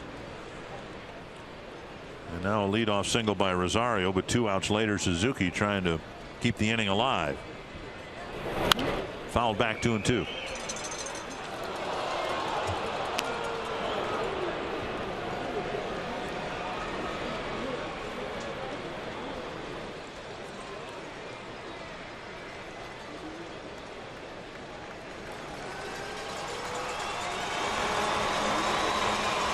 Sano has struck out 3 times tonight.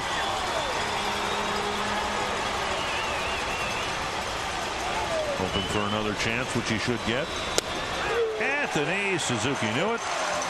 And Cedeno gives up the leadoff hit, but then gets the next 3 batters.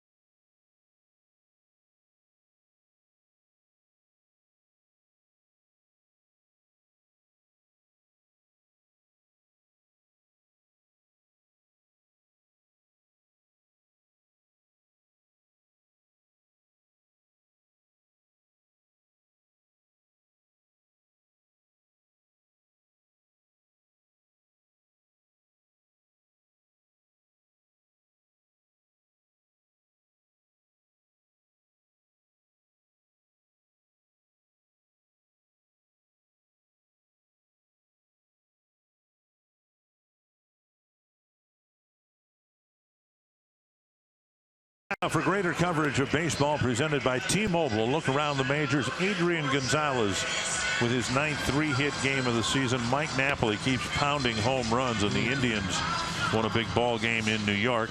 Jake Arrieta back in the win column, his 13th win of the year, 68th win of the year for the Cubs. And we'll do this tomorrow, and I would imagine one of our items we'll be covering is a news conference scheduled tomorrow by the Yankees at 11 in the morning regarding Alex Rodriguez. Of course, it was just yesterday that Mark Teixeira announced that this would be his last year and he would retire at the end of the season. And a little bit different situation with Rodriguez because he's under contract through next year. Man, Rodriguez just having a terrible year, so and not playing now. He's right. You know, it might be just that there'll be another retirement announcement, only immediate, but we'll see.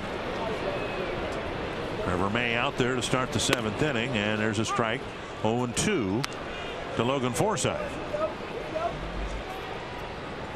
Forsythe, Kiermaier, and Longoria.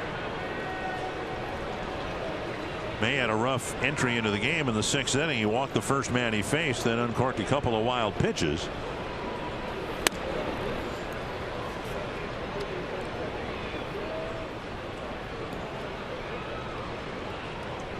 Of course, a year ago, he and Kevin Jepson and Casey Fiend were part of a really good bullpen for the Twins. Glenn Perkins was sidelined by this time last year, and Jepson picked up the slack as the closer, and May and Fiend did a nice job filling in for Jepson in a setup role. Fouled away. Yeah, May last year out of the bullpen, 4-1, 2.87 ERA and 32 relief appearances. Twins acquired Jepson just over a year ago from the Rays. 2-2 to Forsythe. Well, Suzuki wants that curveball. Can May get it over? And he does. It's pounded foul.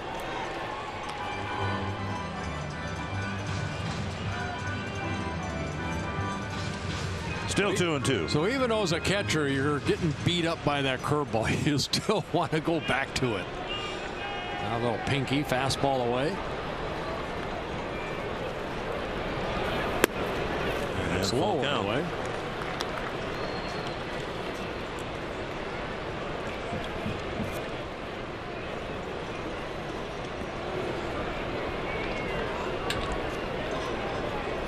Full count to the leadoff man here in the 7th.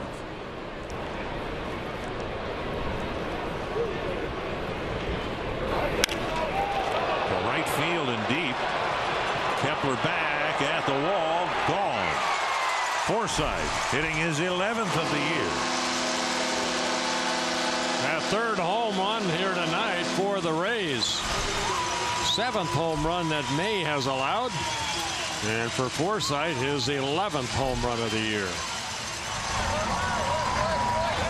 Fox Tracks presented by Carrier. Yeah, 3-2 fastball. Yeah, Forsythe taking it the other way.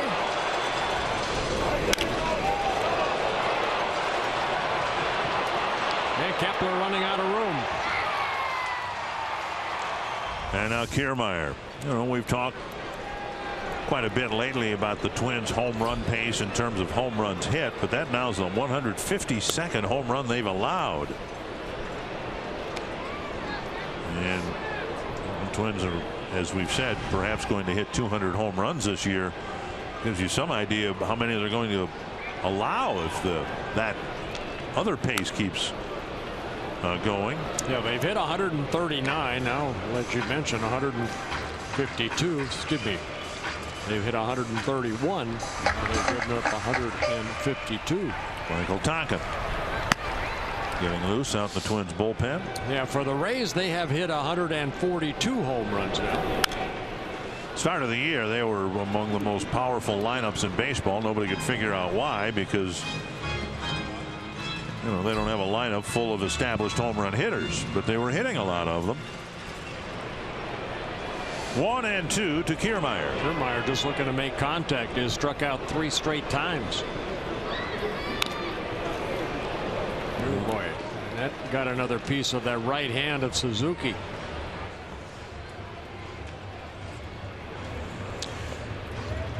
Even before the beating that he's taken tonight, we expected Centeno to catch tomorrow. Oh, right off the wrist. Well, you know, some catchers are kind of taught to throw that hand behind their back with nobody in runner in scoring position. And Suzuki had that exposed.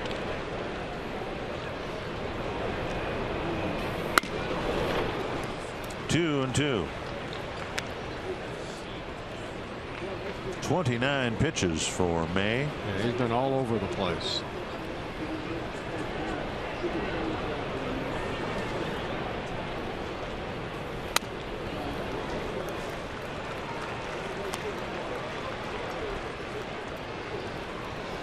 Well, he had 3 great outings in Cleveland. May did. He worked 3 shutout innings, had 6 strikeouts. But here tonight, just struggling with everything he's trying to throw up there. That's to center. 1 away. Well, this copyrighted telecast is presented by the authority of the Minnesota Twins and may not be reproduced or retransmitted in any form. And the accounts and descriptions of this game may not be disseminated without the express written consent of the Minnesota Twins, LLC.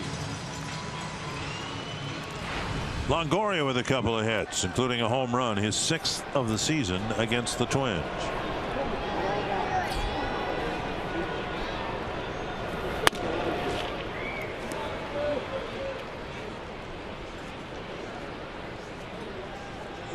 One and 0.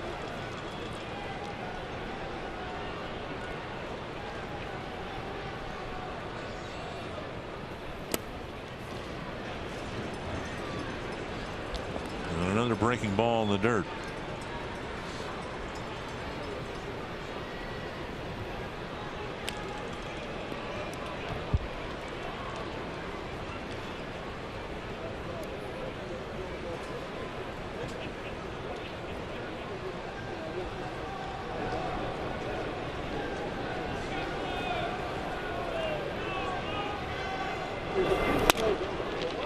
3-0.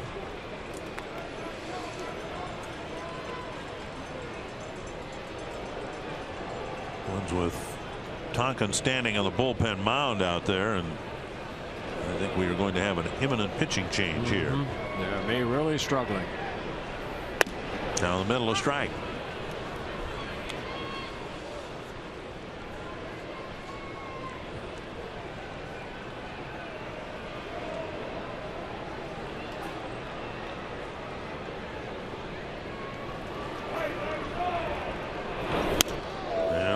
Put him aboard. Yeah, we'll see what they do. And here comes Paul Molitor.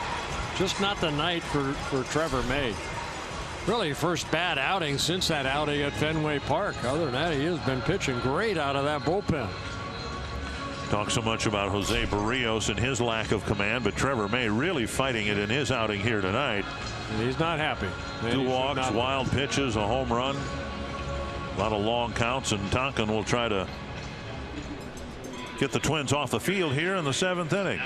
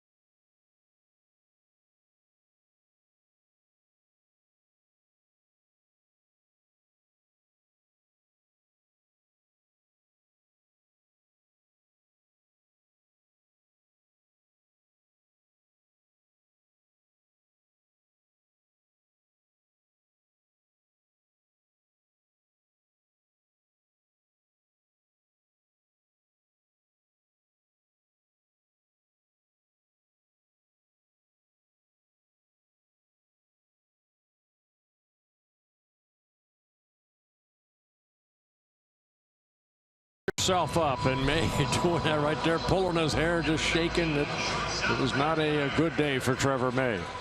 And Michael Tonkin coming in for the 48th time. He kind of had one of those outings the other day in Cleveland where he worked only 2/3 of the inning. He gave up 3 runs, a walk. Remember the 2 stolen bases against him, the wild pitch scored Davis. Then he gave up the 2-run home run to Lindor. Batter is Miller. Swing and a foul, 1 strike. Miller was the first man Buddy Boshears faced, and on the first pitch he had a slow 2-hopper to Dozier. Miller's speed beat out the double play, and then his speed allowed him to steal second and third and score on a wild pitch, or excuse me, on the ground ball to short. Tall pop up to center. Rosario comes in, and that's out number 2. And that'll bring up Franklin. You know, relievers are used so frequently now that you can't expect a reliever like Trevor May to be perfect every time out. You're going to have bumps in the road. And like I mentioned, Michael Tonkin had one of those bumps 2 days ago. Franklin hit the ground ball to short. Escobar's throw home not quite in time to get Miller, who scored.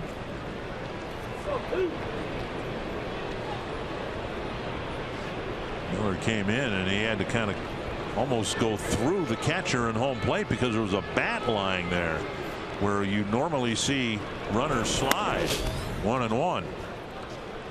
It was a more difficult slide than we gave him credit for at the time because the bat was lying right in the right-handed batter's box. 1-1.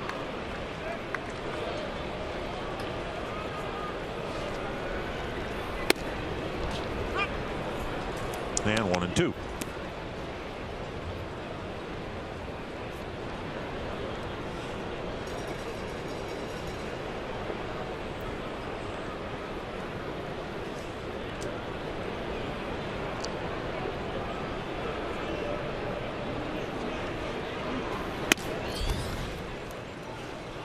Two and two. Rays getting a run in the first, a run in the third, a run in the fifth, 2 in the sixth, and 1 so far here in the seventh. 6 runs on only 8 hits, but there have been walks, wild pitches, stolen bases, and 3 home runs. And now Tonkin has a full count with Franklin.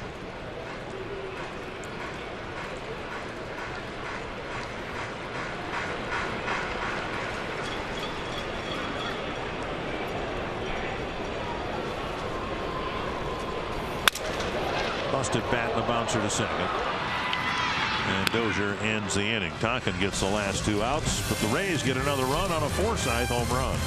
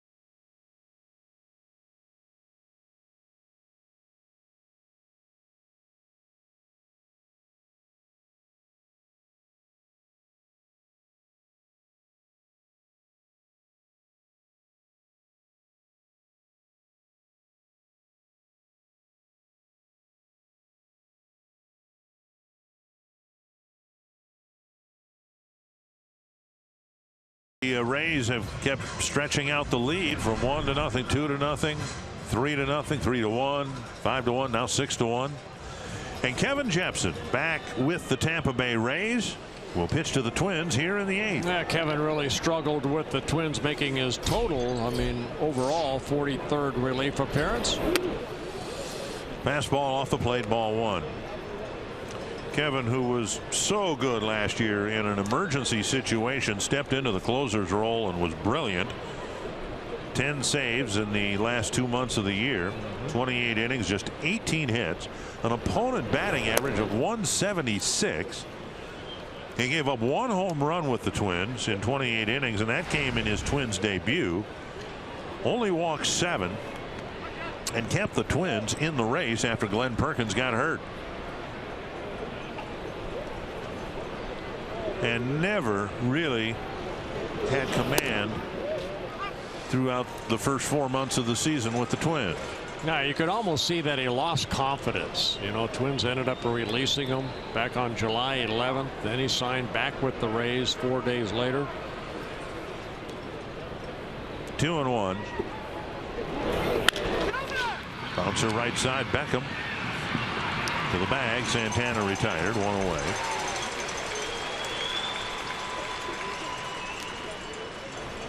And Jepson signing with the Rays, where he was last year. He knows the people, he knows the pitching coach, the manager, all of that.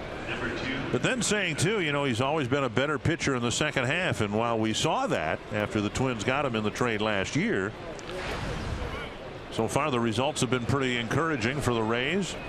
Yeah, last year he had 46 relief appearances for the Rays, 2.81 ERA, had 5 saves out of their bullpen. Here's Dozier before getting traded over to the Twins. Breaking ball up and in.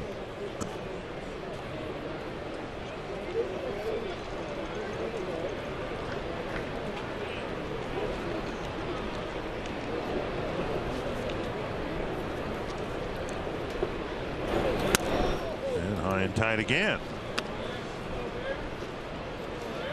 And that's, I think, what we saw from Kevin when he was with the Twins, especially toward the end.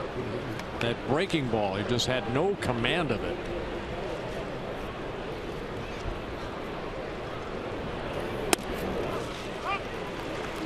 He's always had a good fastball.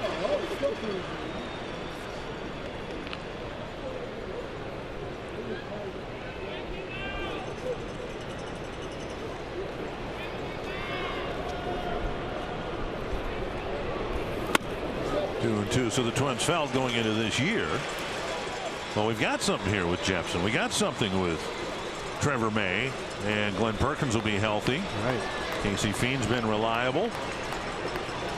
Perkins' health lasted about 72 hours. Jepson struggled from the get-go. Back just over our heads. A lot of things over our heads. 2-2. They did pick up 7 saves for the Twins in the 33 relief appearances for the Twins.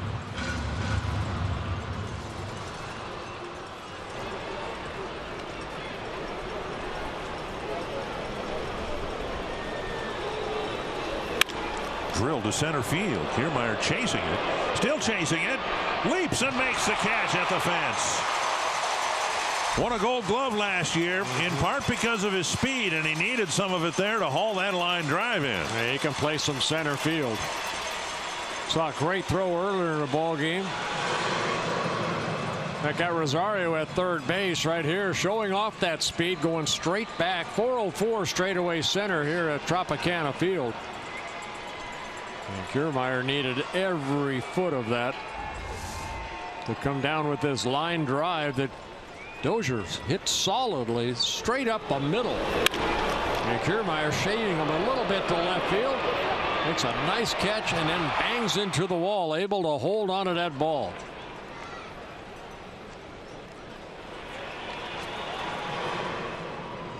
As Dozier went by, Jepson had some words for him. 2 down. And now Mauer, ball 1.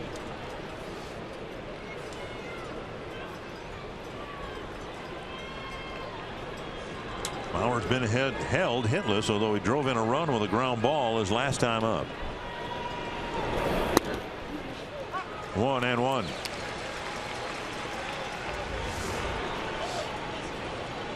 Jepson and Dozier. Probably saying something about those first 2 breaking pitches that were under his chin. 1-1 to Mauer.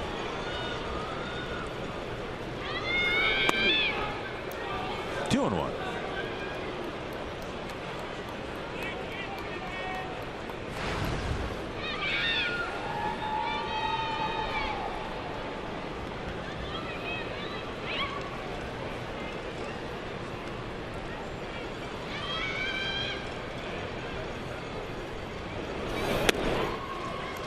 Three and 1. Kepler on deck.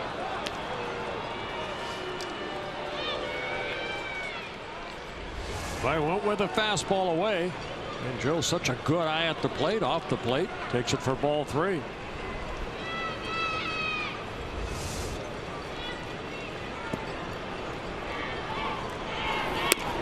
Mauer takes a walk with 2 down in the 8th. And Kepler will come to the plate looking for his first hit indoors.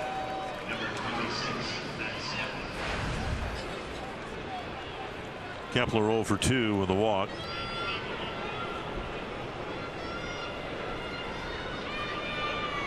First walk that Jepson's issued since being signed by the Rays.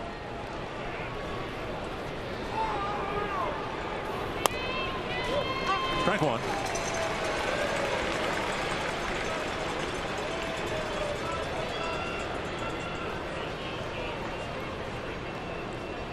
Jepson last year holding opponents to a 176 batting average, and while with the Twins it was almost double that this year. Opponents hit 317 against him.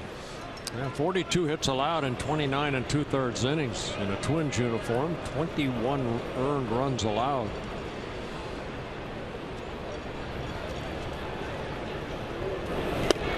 Kepler swings and misses, and it's 1-2. Good off-speed pitch there.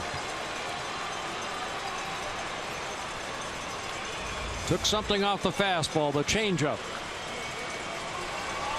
Kepler way out front.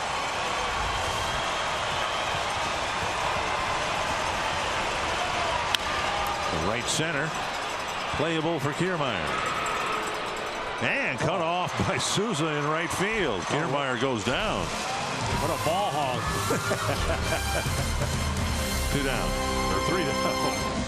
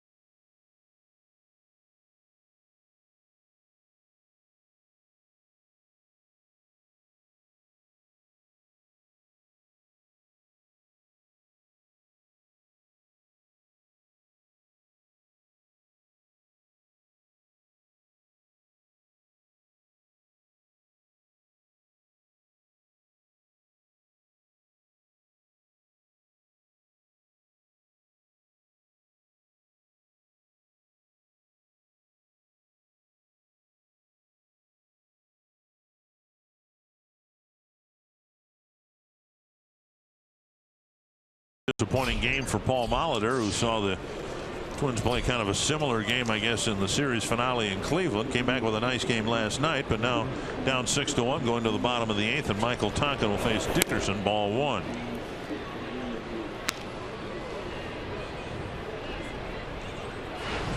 Dickerson with a single his last time up.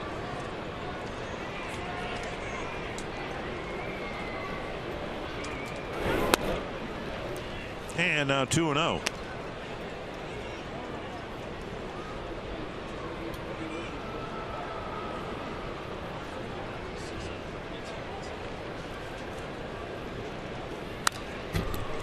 And foul to the screen, 2-1.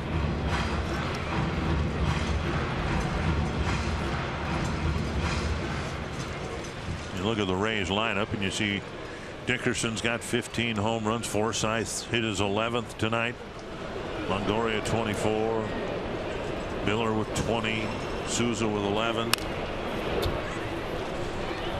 Kind of like the Twins lineup in that, did that foul ball get a piece of Phil Cuzzy?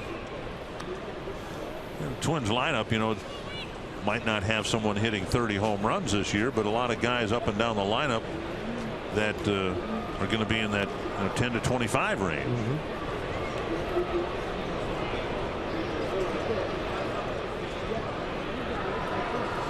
2-2. Dickerson, Souza, and Beckham will hit against Tonkin. And a strikeout of Dickerson. Yeah, good running fastball right there. Tonkin picking up a strikeout, his first.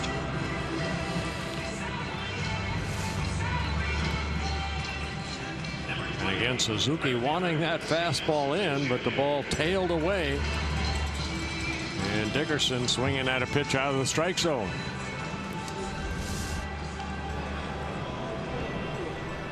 Souza with a double, warning track fly ball, and a walk.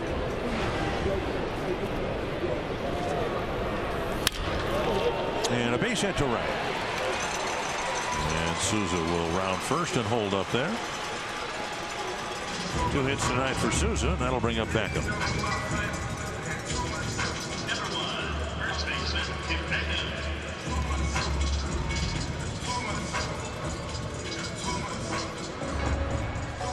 Dylan Floro warming up. Rays have a very right-handed bullpen. The Twins have already seen the only lefty. Beckham 0 for 2 with a walk.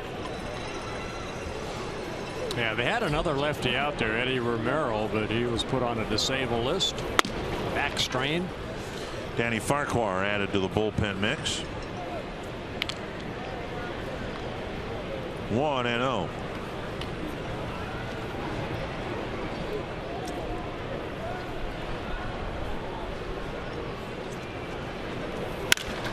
Double play grounder. Polanco, and Dozier doesn't handle the low throw. It was not a good throw by Polanco. It's a play. It's a throw right there. I think Brian Dozier said, you know, he would admit he probably should have caught that ball. Never anticipate a good throw, and they give Brian Dozier the air. So Polanco gets that ball quickly, flips it over to Dozier. It was low, but Brian just mishandled it. He will get the air. That's his 6th of the year. 1 out, and now Bobby Wilson. First error of the ball game for either side.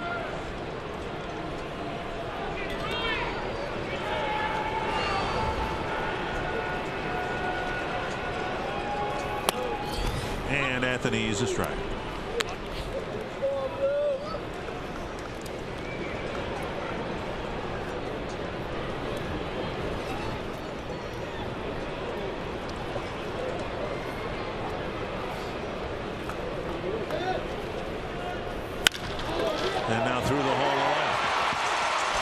Third, they'll wave him around. Here's the throw to the plate, and that hits the runner and rolls to the on deck circle. And now another runner is going to try to score. Nope. And Beckham retreats to first, or to third. Now why Beckham claiming he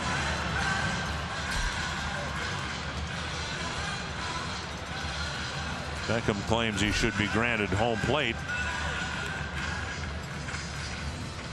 Well, Wilson having a good night. A home run in his second at bat here drives in the second run of the ball game. And right there, the ball gets away, or actually hit the runner. Yep. That was Sosa, and then by the time Tonkin can get to it, little interference right there.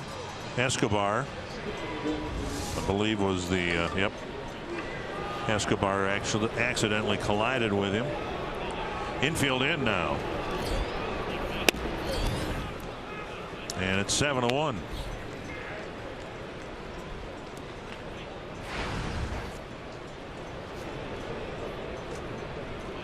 Air charge to Rosario or Santana, I would imagine. Yeah, on the throw home. Yep. On the outside corner, and it's 1-1.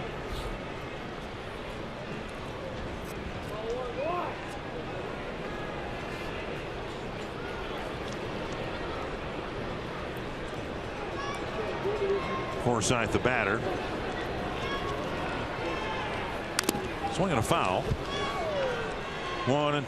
They've not had an official ruling yet on that. Well, there has to be an error to allow, unless they're saying the runners were going to go to second and third anyway, but I don't think they were. They only went and advanced after the throw hit the runner. And Forsythe strikes out. That's out number 2. And second strikeout of the inning for Tonkin. Good fastball down and away. Kiermaier's 0 for 4 with 3 strikeouts.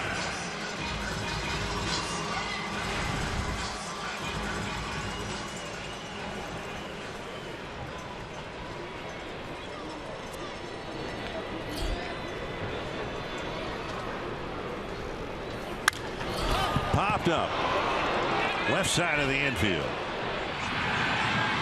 And Escobar with the catch. An error in the inning and another run for the Rays as we go to the 9th.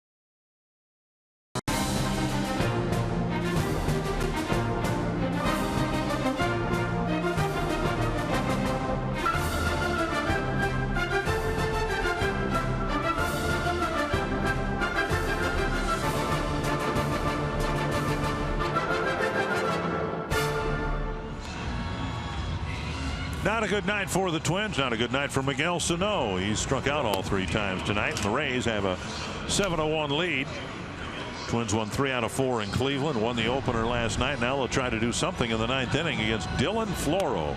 Floro just getting called up, making his 9th appearance in his rookie season. And he will face Sano, Rosario, and Escobar. Floro getting called up on July 6th. Down in AAA. Was a closer for Durham. AAA for the Tampa Bay Rays. Had 7 saves in 30 relief appearances. Snow's gone down swinging all 3 times tonight. Ball 1. 3 hits in 8 at bats in the series, but 5 strikeouts. 2-0.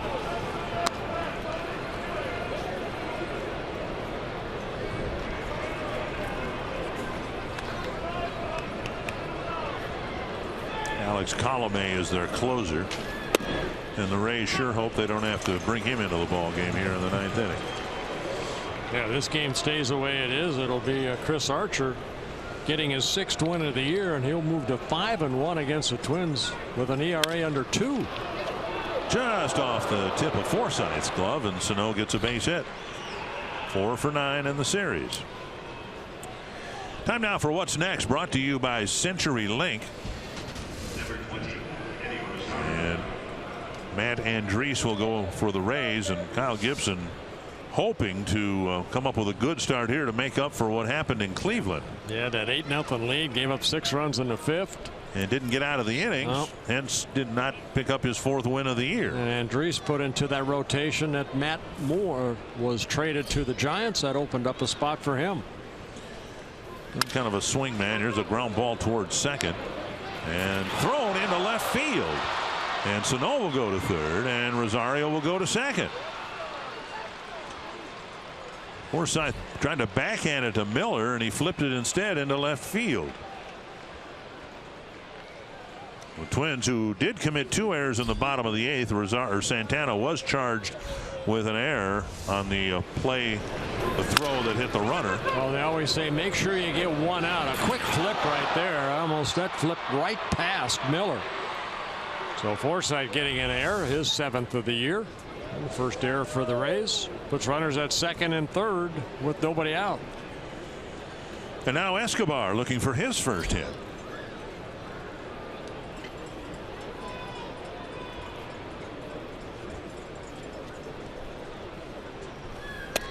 Check swing and a called strike.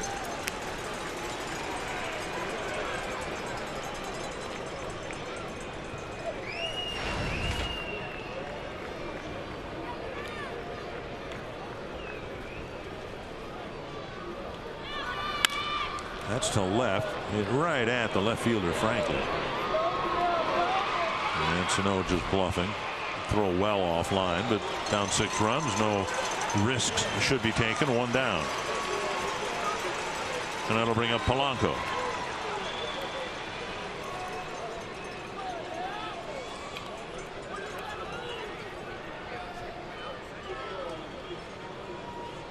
Polanco 1 for 3, and he just keeps on hitting. He did that when he was called up from A ball.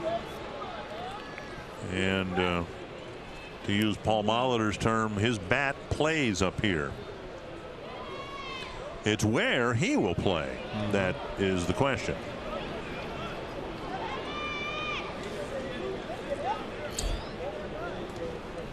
Chance to drive in a couple here with a hit to the outfield. In the dirt, ball 1. Flora with that sinking fastball.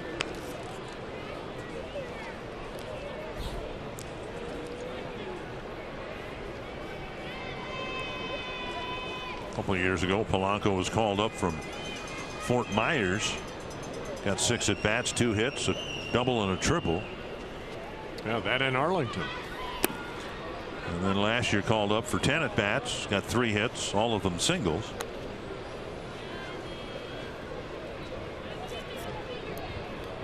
Polanco, just 23 years old, out of the Dominican Republic.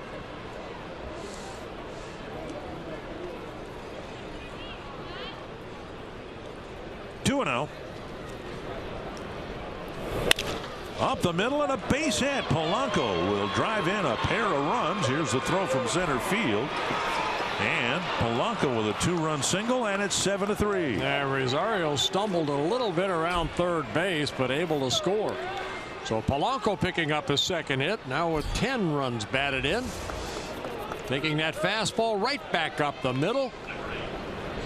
Rosario at second base. Sano scores. And Rosario slowed up a little bit, only because of a little slippage, but ends up scoring. Jim Hickey to the mound, Suzuki, and then Santana. And then Twins would love to turn the lineup over. You know, we're looking at Polanco being added to the roster. Twins with 12 pitchers, 13 position players, and 7 of them are from Latin American countries. And in today's game, positions 4, 5, 6, and 7, Sano, Rosario, Escobar, Polanco, all, you know, Latin ball players that have very high ceilings, or I guess with the exception of Escobar, all very young. And there's Santana, Centeno, Vargas, and there's Colomé starting to get loose. Suzuki with a walk, 0 for 2, a run scored. Getting started with a Sano single.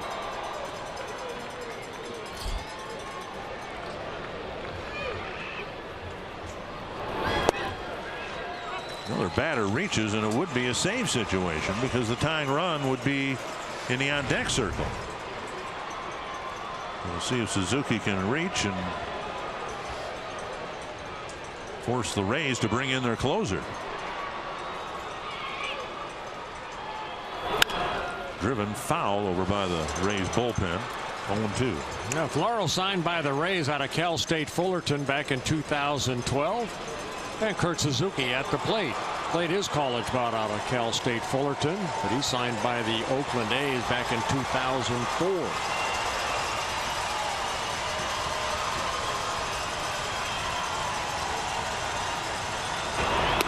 Outside 1-2.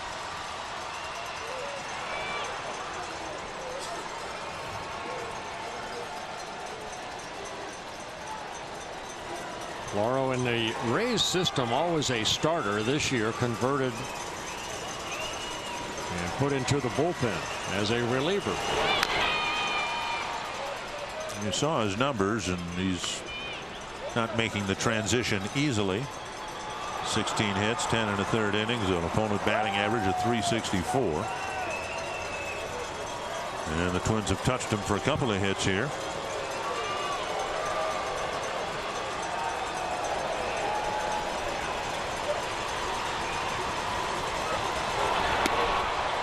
2-2. Might be a factor. Twins hope it will be, but they have a bench of Buxton, Vargas, and Grossman, so some flexibility here. If Suzuki reaches, Santana's spot in the batting order would not represent the tying run. Hey now, base hit right field, and Polanco checks in at second. Suzuki poking one past Beckham. And now it officially would be a save situation. And here comes Kevin Cash. Good at bat by Suzuki. Fastball away. Just went with it. That's what he does so well. And Beckham, of course, holding on the runner, cuts down his range. Floro has a disappointing outing. The error didn't help, but the Twins starting to make a little noise here in the top of the ninth.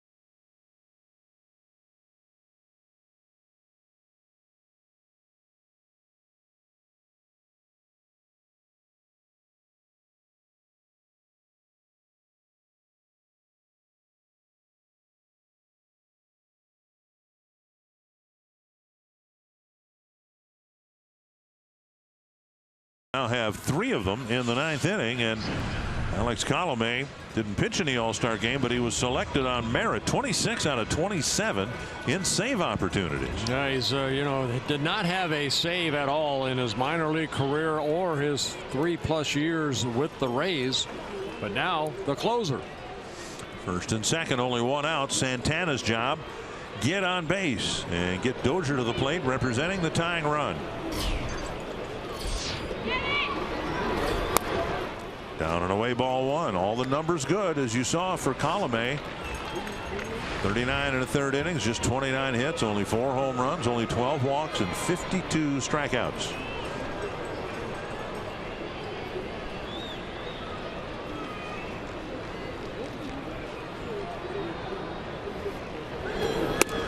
a strike, 1-1. Well, you've always said you don't know where that next closer is going to come from. Yeah. Bellamy, a guy that is basically a starter in the minor leagues for the Rays, started back in 2007 out of the Dominican Republic. 141 minor league saves, 145 games, only 4 relief appearances. Now the closer. Swing and a miss. 1-2. Straight over the top with the fastball and the breaking ball.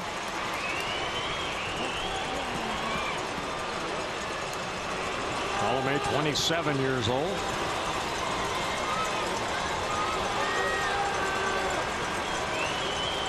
One and two to Santana. That's a foul ball.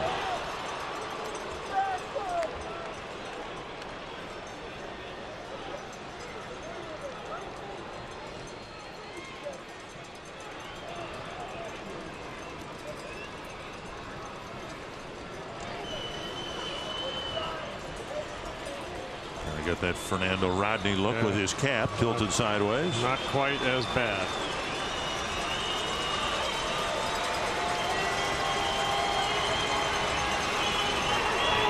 Swing and a miss.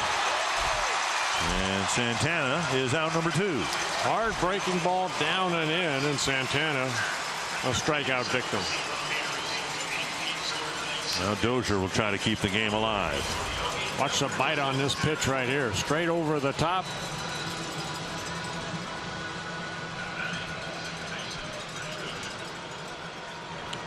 Dozier with a double in 4 trips. In his last at bat, he lined out to center fielder Kiermaier, who made the catch right before he crashed into the center field fence.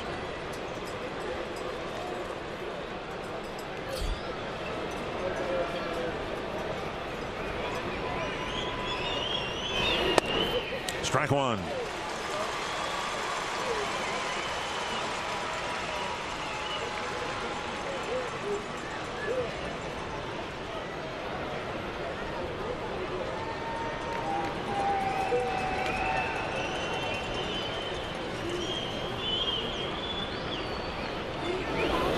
Strike 2.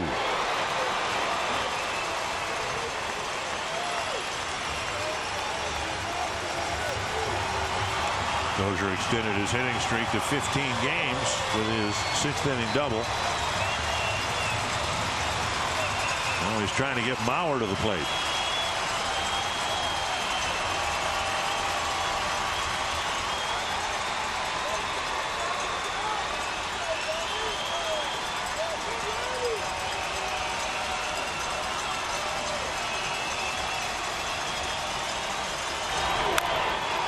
Double hit down on the dirt, and then either hit Dozier's foot or came up and hit his bat. I couldn't tell.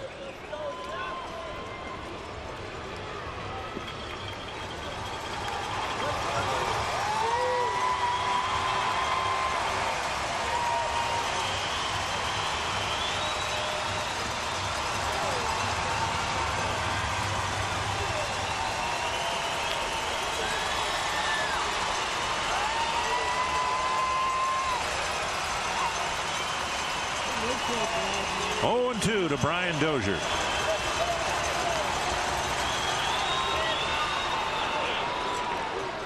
Wilson with a block.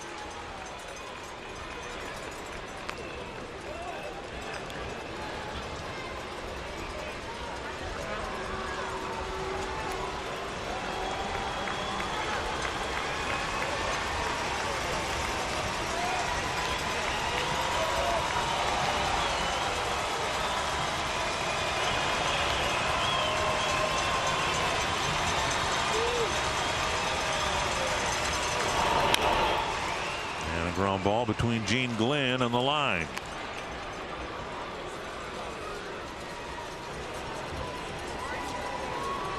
When the Twins faced the Rays in Minnesota, they won the first game 6-4, but then lost by scores of 4-2, 7-4, 7-5. Held the Ray lineup in check last night, but there they are with 7 runs again. Another 1-2 to Brian Dozier.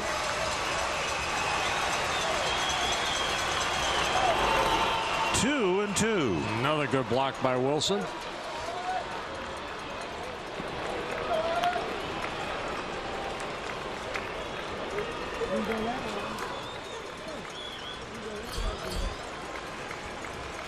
There's your tying run. Joe Mauer in the on-deck circle.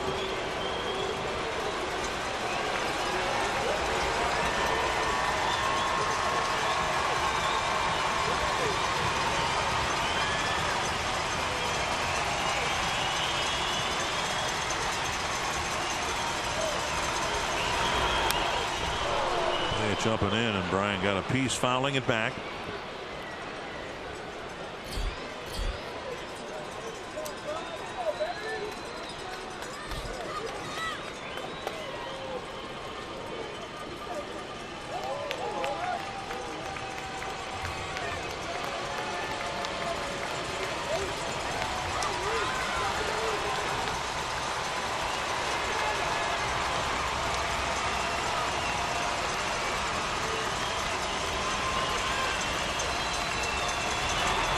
A high fly left center field. Franklin puts it away, and this series is tied at a game apiece. Well, hey, Jose Barrios really struggled for 5+ innings. The bullpen struggled behind him. But Chris Archer again beats the Minnesota Twins. He's 5-1 lifetime against the Twins.